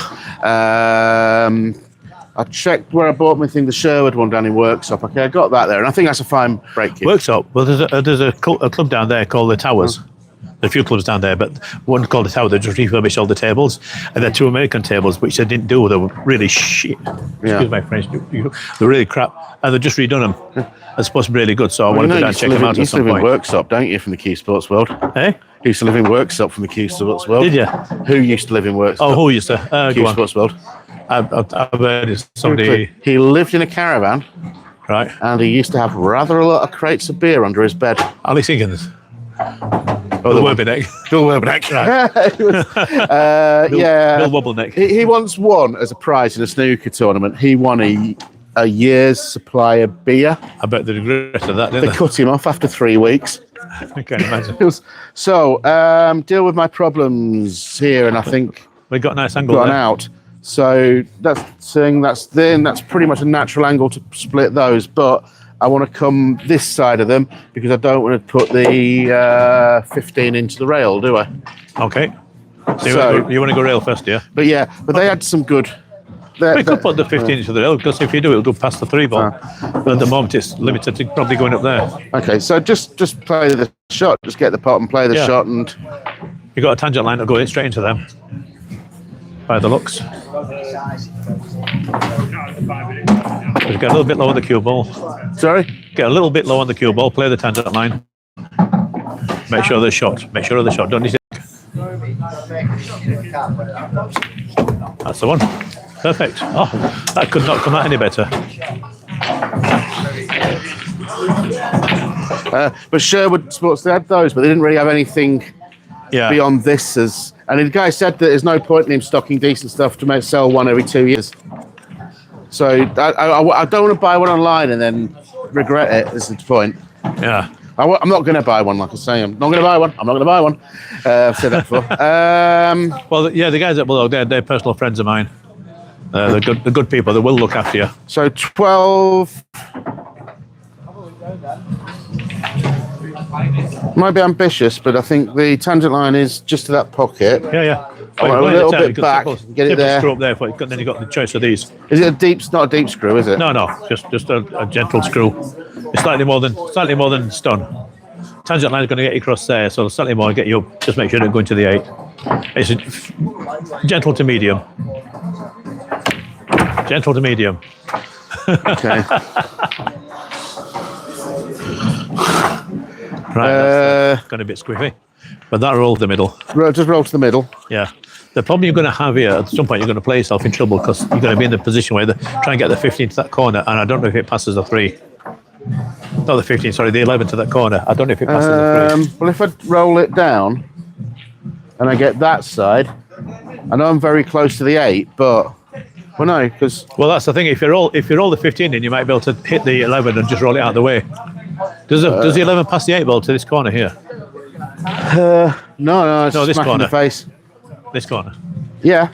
Oh, in that case, all right. Then in that case, roll that in, try and get straight on the 15. And we go forward, and you're nice straight on the 11 as well. Then. Because I've got kind of a free roll here because Yeah, because got all be covered anyway. fucking poker again. It's a poker term, free roll. When you've got another card to come out and you're already tying, so it's going to be a split pot, and you're the only person who can win the frame. Right. Win the frame, win the hand. Win the hand. It's call it free roll. So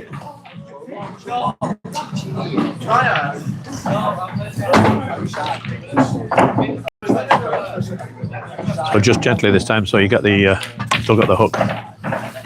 That's a nice shot. And now you're straight. Oh, perfectly. That's a beautiful shot. Look at that. So I want about the ball width to follow that, don't I? I want to Yep. land the cue ball about here. Yep. Or maybe a little bit past because I can screw it back for the 8. So this is a gently rolling shot, but instead of rolling it with topspin, roll it with a Q-tip just a little bit lower. Okay, so that's centre ball. But it's still a gentle roll, very gentle roll. And what you get is because you're hitting it in the middle, you start off with a tiny bit of slide. Might be all right. Not quite what I wanted though. It should be all right because it's a simple stun shot.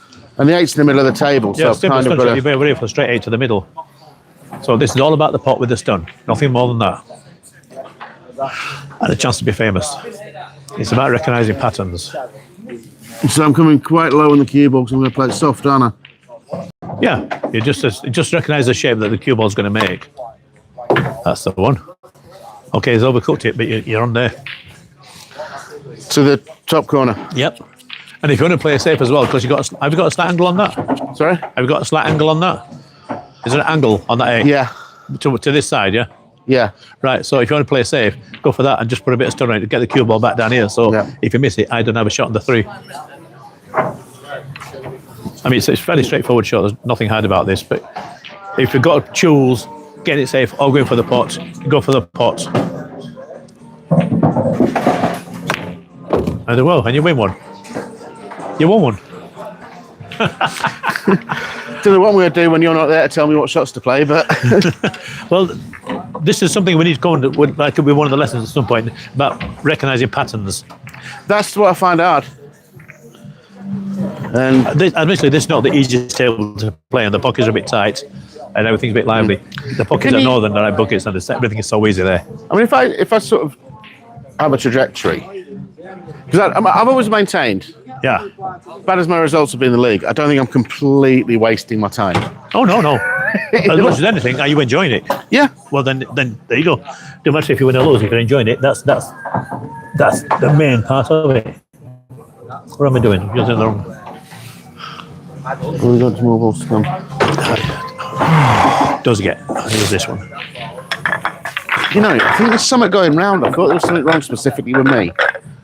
Getting really congested Okay. up here. And I've had about 3 or 4 people say the same thing. I'm saying there's probably some... I don't know what it is. Welcome to the National Hypochondriacs League. Yeah. Well, you know what Spike Milligan had in his gravestone, don't you? I told you I was ill. He didn't. You know what it is written on, though? Go on. They told him they couldn't have it in the graveyard that he wanted. Go on. So he's written it, and he written in Gaelic. It's on his gravestone, but it's in Gaelic. So I told you I was ill. Sorry? I told you I was ill. Yeah. It's in Gaelic, though. In Gaelic. Okay, it was in Gaelic. Yeah. I still think that's one of the funniest things I ever saw in my life. When he got that letter from the then Prince of Wales, now His Majesty the King, All right. at that awards ceremony, and they read it out, and it was really, really gushing about how much he admired Spike Milligan. Just like, as soon as all this was, you heard Spike just go, "The grovelling little bastard." On national television. He called the future King of England a grovelling little bastard. John Is something I'm going to do as an experiment? Was it John Cleese at Graham Chapman's funeral when he... See you next Tuesday, yeah. I think I've just become the person to say the C word at a funeral. I'm just going to do... This is the one I got where Anatoly is saying about getting a bit more oomph into the break. Is it worth doing that, or... Especially on the 8-ball breaks. On practice, yes, but on the game, no. Reason being, you only deliver as much power as you can control. Right. If you're trying something new, you probably can't control it, and so you don't do it in the game. That's what the practice table's for. So you get things wrong as much as you want on the practice table and figure out what's wrong, and then work out different ways to try and correct it. So.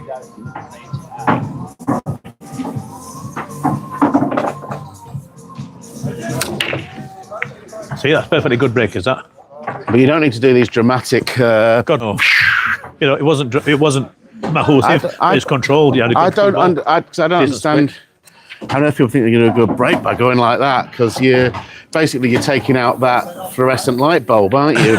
Not any of the balls. It depends. I mean, you look at the likes of Jasmine Ocean. She jumps up in the air. Jeff DeLuna, he jumps all over the pool hole. We're on stream, so I can't make my next comment, but...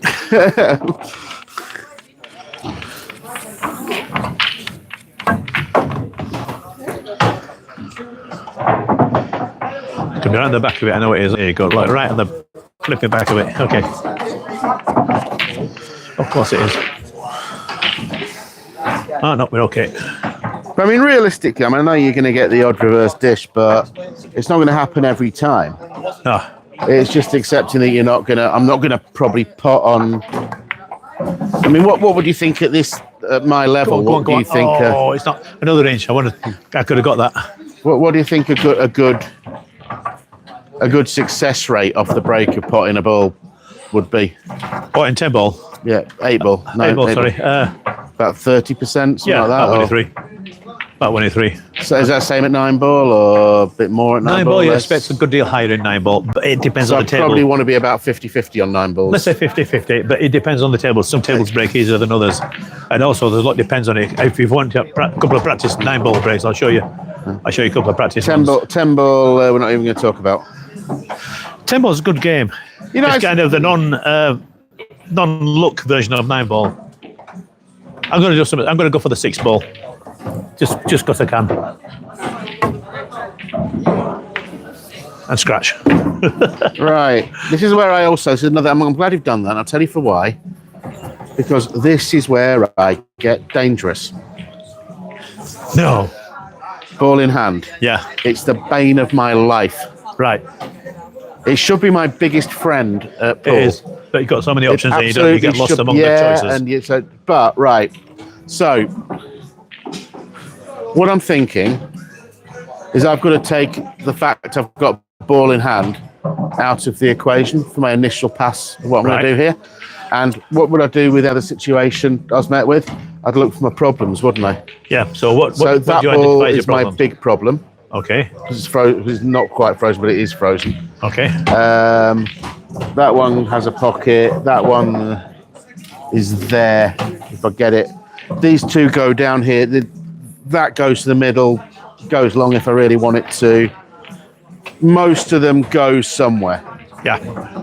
So I think I've got to deal with the 13 first. I'd agree with you. I'll go for the 13.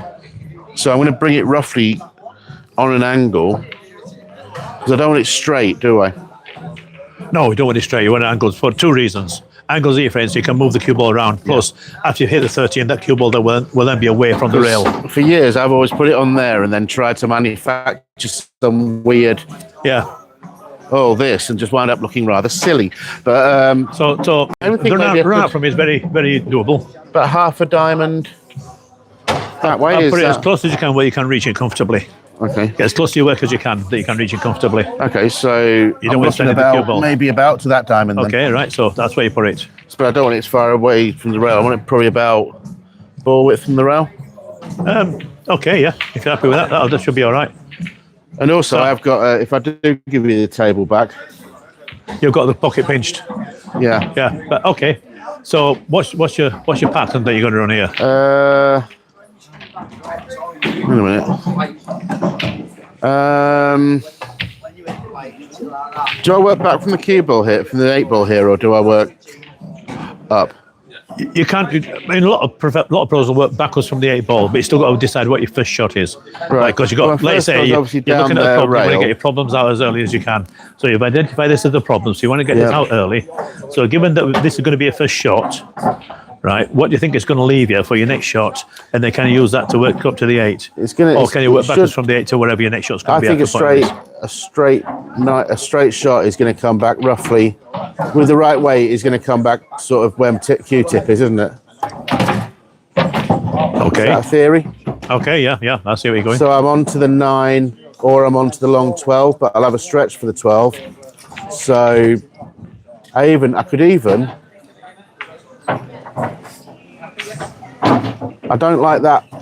I don't like your 4 there. Yeah. That's the problem again. but Well, my 4 can be moved. moved. It can be moved off that 12 ball, but you need the right angle. I'll tell you what I'd be looking at for myself. Am I in the right? I'm doing the right thing first, and I've got the right. 13, part yeah, right. 13's right. Like, and you've identified the 4 ball as being potentially an issue because what the 4 ball's doing, stopping that 15 going there. Okay. Yeah, and it's this also, goes, that goes, and that goes. They all go to that pocket. I've already looked at these, so these are fine where they are. You can get all of them. That one can be a bit tight because that 7 ball is really quite large from where it is. If you're over here, say you go for the 9, you want that one next, but you're running a bit too far. If you look where the 9 is, you're snookered on that one by the 7. Yeah. So if you go for the 9 next, you want to draw back a bit to get on it. Okay. Yeah. So these are sort of shots you got to identify before you start playing stuff. Do I even maybe want to take the? I can't deal with the. Oh, hang on a minute. Do I want to be a bit further back? If say I do get that, I get the 13 to the corner, get it out here. Yeah. Do I want to give myself a bit of a back cut on the 12 to get that out of the way? But what do I get onto after that? Okay, good spot. So there's a couple of things you can do there. Like I say, you can do that, but you need the right angle off that to get into that. Yeah. Okay, let's assume you do that and you can move this. So you've probably got that 11 there to the corner, but it means opening up the corner. It's not a big thing if you do open it up, it's really. Oh. But if you come a bit further forward, you've also got this 15. The awkward ball back to there. So looking from this way, so effectively what I'm trying to do is I want to get that down, get that back out, bit of a screw back to give that little back cut on the 12. Yeah. Move that out of the way. Well, you might not need to. But if I miss it, I've got the 15 to the middle. So you can play it slightly different to hedge your bets, because to do that, you've got to be quite accurate. So I think it is one that's going to give you some more options instead. I think Play the 15 as a stop shot. Yeah. 15. If you look at the angle there, you're going into the rail here. So if you play this forward, get the cue ball down here, and up there, you've now got the 15 to the middle. Alternatively, if you do get the angle on the 12 to come into this 4, you've got a nice straight 10 ball back up to the corner. Just get it out of the way. So just plain stun shot on the 13 first. I think we know roughly what we're doing. By the time I get round to the change rule, I've forgotten them. But yeah, I think we'll work. Another one when you can do is from that angle. Oh, what am I doing? From that angle, pot this and move the 7 out of the way. That's going to land you on these 2 balls. But you need to be quite accurate with that one. So I'm probably going to go that diamond. So if you have this one, I just basically bounce the cue ball back off the rail out to here for your starter. So you're really just not quite straight. And if you want to go through it, you can put the 12 and just tickle this one out of the way. That give the 10 ball back up there. You can work from there. So just gentle roll. That's come away. Oh no, that's all right. I can't screw it though, can I? We're not far enough off there. That's all right. Maybe. Just as a change of plan. Now I've seen it. Yeah. Back cut the 12 and deal with it now. Yeah. The 9's in the middle of the table, so it's. Well, you can back cut the 12. What you're going to end up doing though, you're going to hit that quite thick. It's going to cross here, probably into the 15. I would imagine. Or you're not going to go. If you're back to cut the 12, you're not going to hit it above and knock it down here. You're going to go square into it. So maybe on 15, I go off the back rail and back down here. The other one's a bit ambitious, but how's about if I do take the 9? Yeah. A little bit of top, bang, bang, bang. Even if it leaves it sort of just off this rail, maybe back. Do you know about the 30-degree rule? You told me earlier it's the. Yeah. Hang on a minute. No, that was the 330s, wasn't it? No, three times the angle, yeah. 30-degree rule. If you make a victory sign with your fingers, yeah. One finger lines up with the line of the shot. The other finger tells you where the ball's going to go after contact with the rolling cue ball. Is that the shot or the potting angle? No, that's not neither. That one's the shot line. So you line up with the shot because you're pointing from there to there. This one tells you where the cue ball is going to go after it's made contact. Yeah. So if you look where it's pointing, can you see from there? If you do it yourself. Right, so hang on a minute. It's the shot line, but I also take into account the potting angle. So just say, because I can do it, I'm playing it in this way, aren't I? You're taking it. Okay, so that's going to be that line, not that line. Not quite into the middle of it. This line. So I'm looking at that, Yeah. And Get that over that the is ball. pointing. Whoops, that's pointing to in between those two diamonds. To me, is that fair? It's pointing there. Okay. You reckon? So that's. Let me have a look. What do you reckon? What am I doing? Going to go that way. It's pointing there. Ah, I don't want there, do I? Now, if that is the case, it means you're not going to scratch because you miss it according to that. But it's very close to the pocket. It's not going to give me anywhere, though, is it? Well, let's try it out. Do I want Let's have a to? look at it. Do I want to put some? Do I want to put some follow on it to narrow that angle to bring that angle back down here? I'd say some stone. I'm going to roll it. I'm going to roll it forward though. I think we're going to be just wide of that corner pocket. So I was nearly there. Doesn't do me any favors, though, does it? No. Let's put it back. Where was the? Was it on that X? Yeah, right that X there. Okay. Yeah. Well, So look, what, if it John, was what me, is I'd called? stun it. Stop with this stick now. If it's me, I'd stun it. Right. I'd play a trick shot. Yeah, because I suppose Not do that I one get an again. angle for the 12 then? Yeah, it's basically straight up and down. Let's do that properly.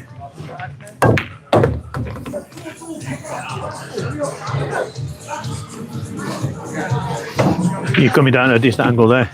We're going to look like we've been playing noughts and crosses on this table, aren't Yeah. we? You know? I'll get my towel out and give him a wipe down in a bit.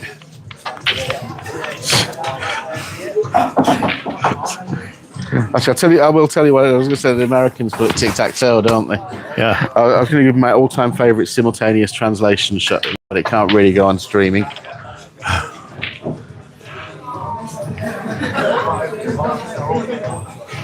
So again, I want to use that rip, don't I? And I'm playing down, so I can just get it in the. So straight middle ball, so it's a tangent line, and no outside spin.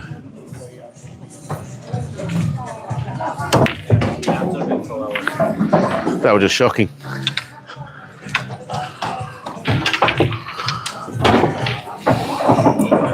That's all right. That's what practice is for.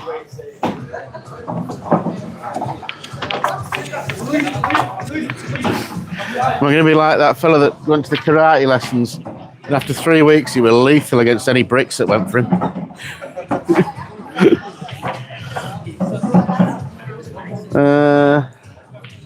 So I missed that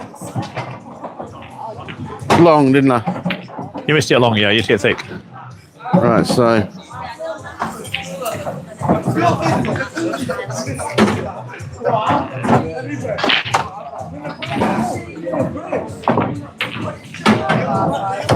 oh, for crying out loud!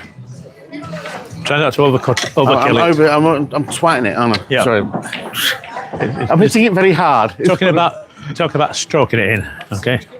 It's still a stun shot, but you're still stroking it. Right. So It's like a top spin shot, but you're just hitting halfway up the ball. And it's, wherever you think the pocket is, just go a little bit thinner.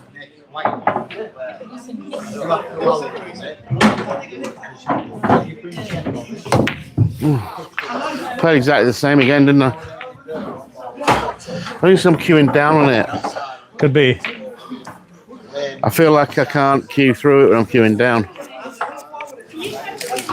So we know where the bloody pocket is. So I'm going to set it up to that corner, I think.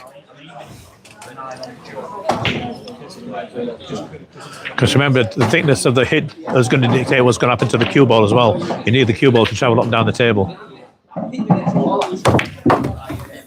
Or scratch.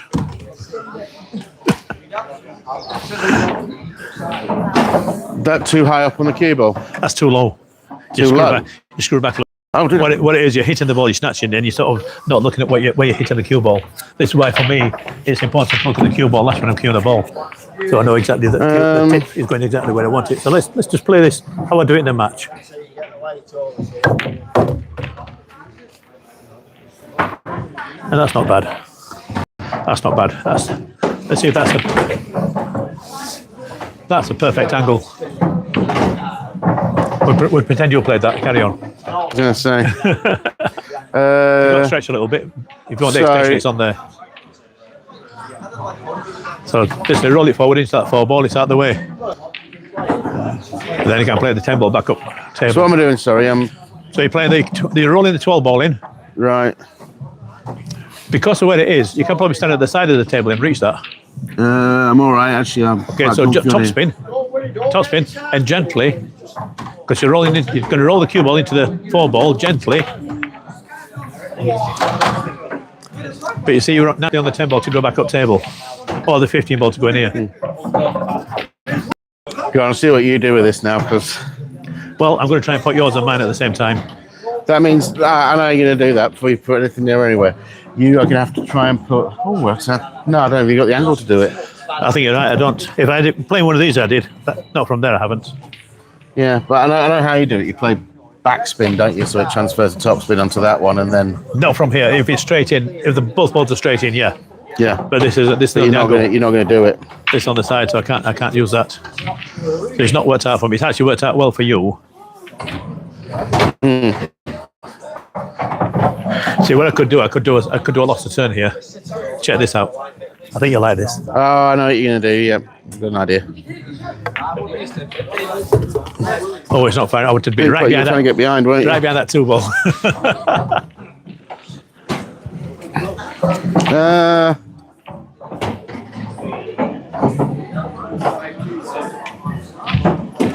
But unless you move that 14 now, you're in trouble with it. Sorry? Unless you move that 14 though, you're in trouble with it now.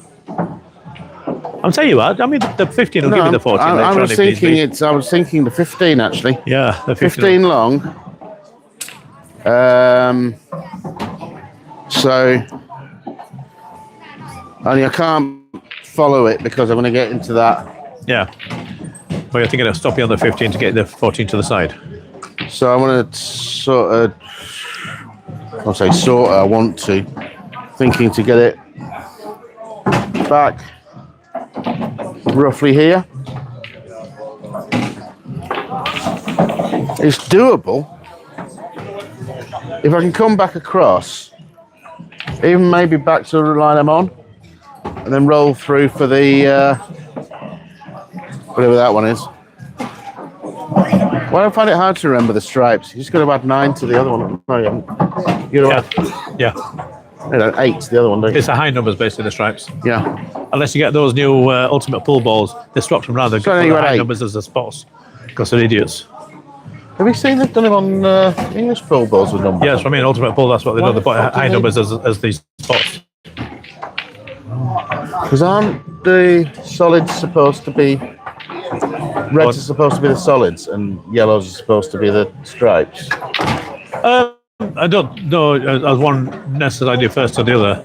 But basically, you've got 2 groups, one denoting the other. But in terms of numbers, it's always been traditional that the high numbers are the stripes and the low numbers are the solids. And in the ultimate pool balls, the English pool balls, they swapped it around. It's just stupid. They made it different for the sake of making it different so they can sell them, make some money out of people as far as I'm concerned. It's ripping off the public. I'm not doing that on their post, I think, if I remember right. So I'm laughed at them. Am I stunning this and trying to get it back? As best I can. If I can't, very difficult. But trouble is, though, I've got to get.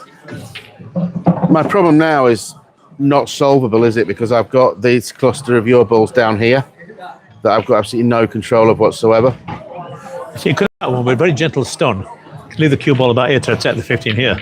Right. It's a very touchy shot. I sort of, I kind of prefer that. Let's have a look at this.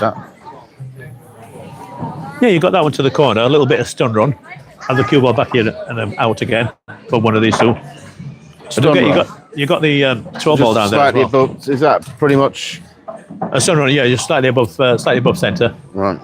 So the shot is faster than the spin of the ball, but not on that one. On this one, it's a slight backspin, very slight backspin. Which ball am I playing? Sorry, the green. Let's say you've got the 2 options I'm looking at the moment.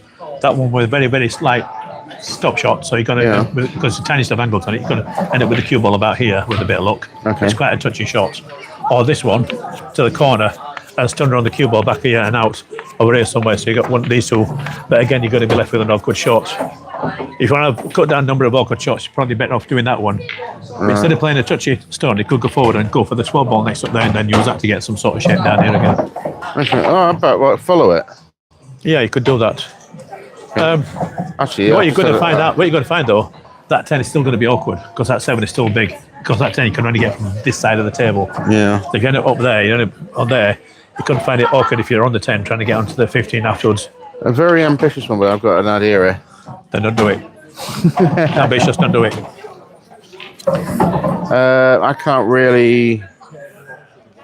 Yeah. You could try the bank on the 12. Down and bring it back down here. On the 12. Yeah, that pink one up there. Just double it down here. What do I do with these then, though? Well, you can't do the same as you do with it right now, which is nothing.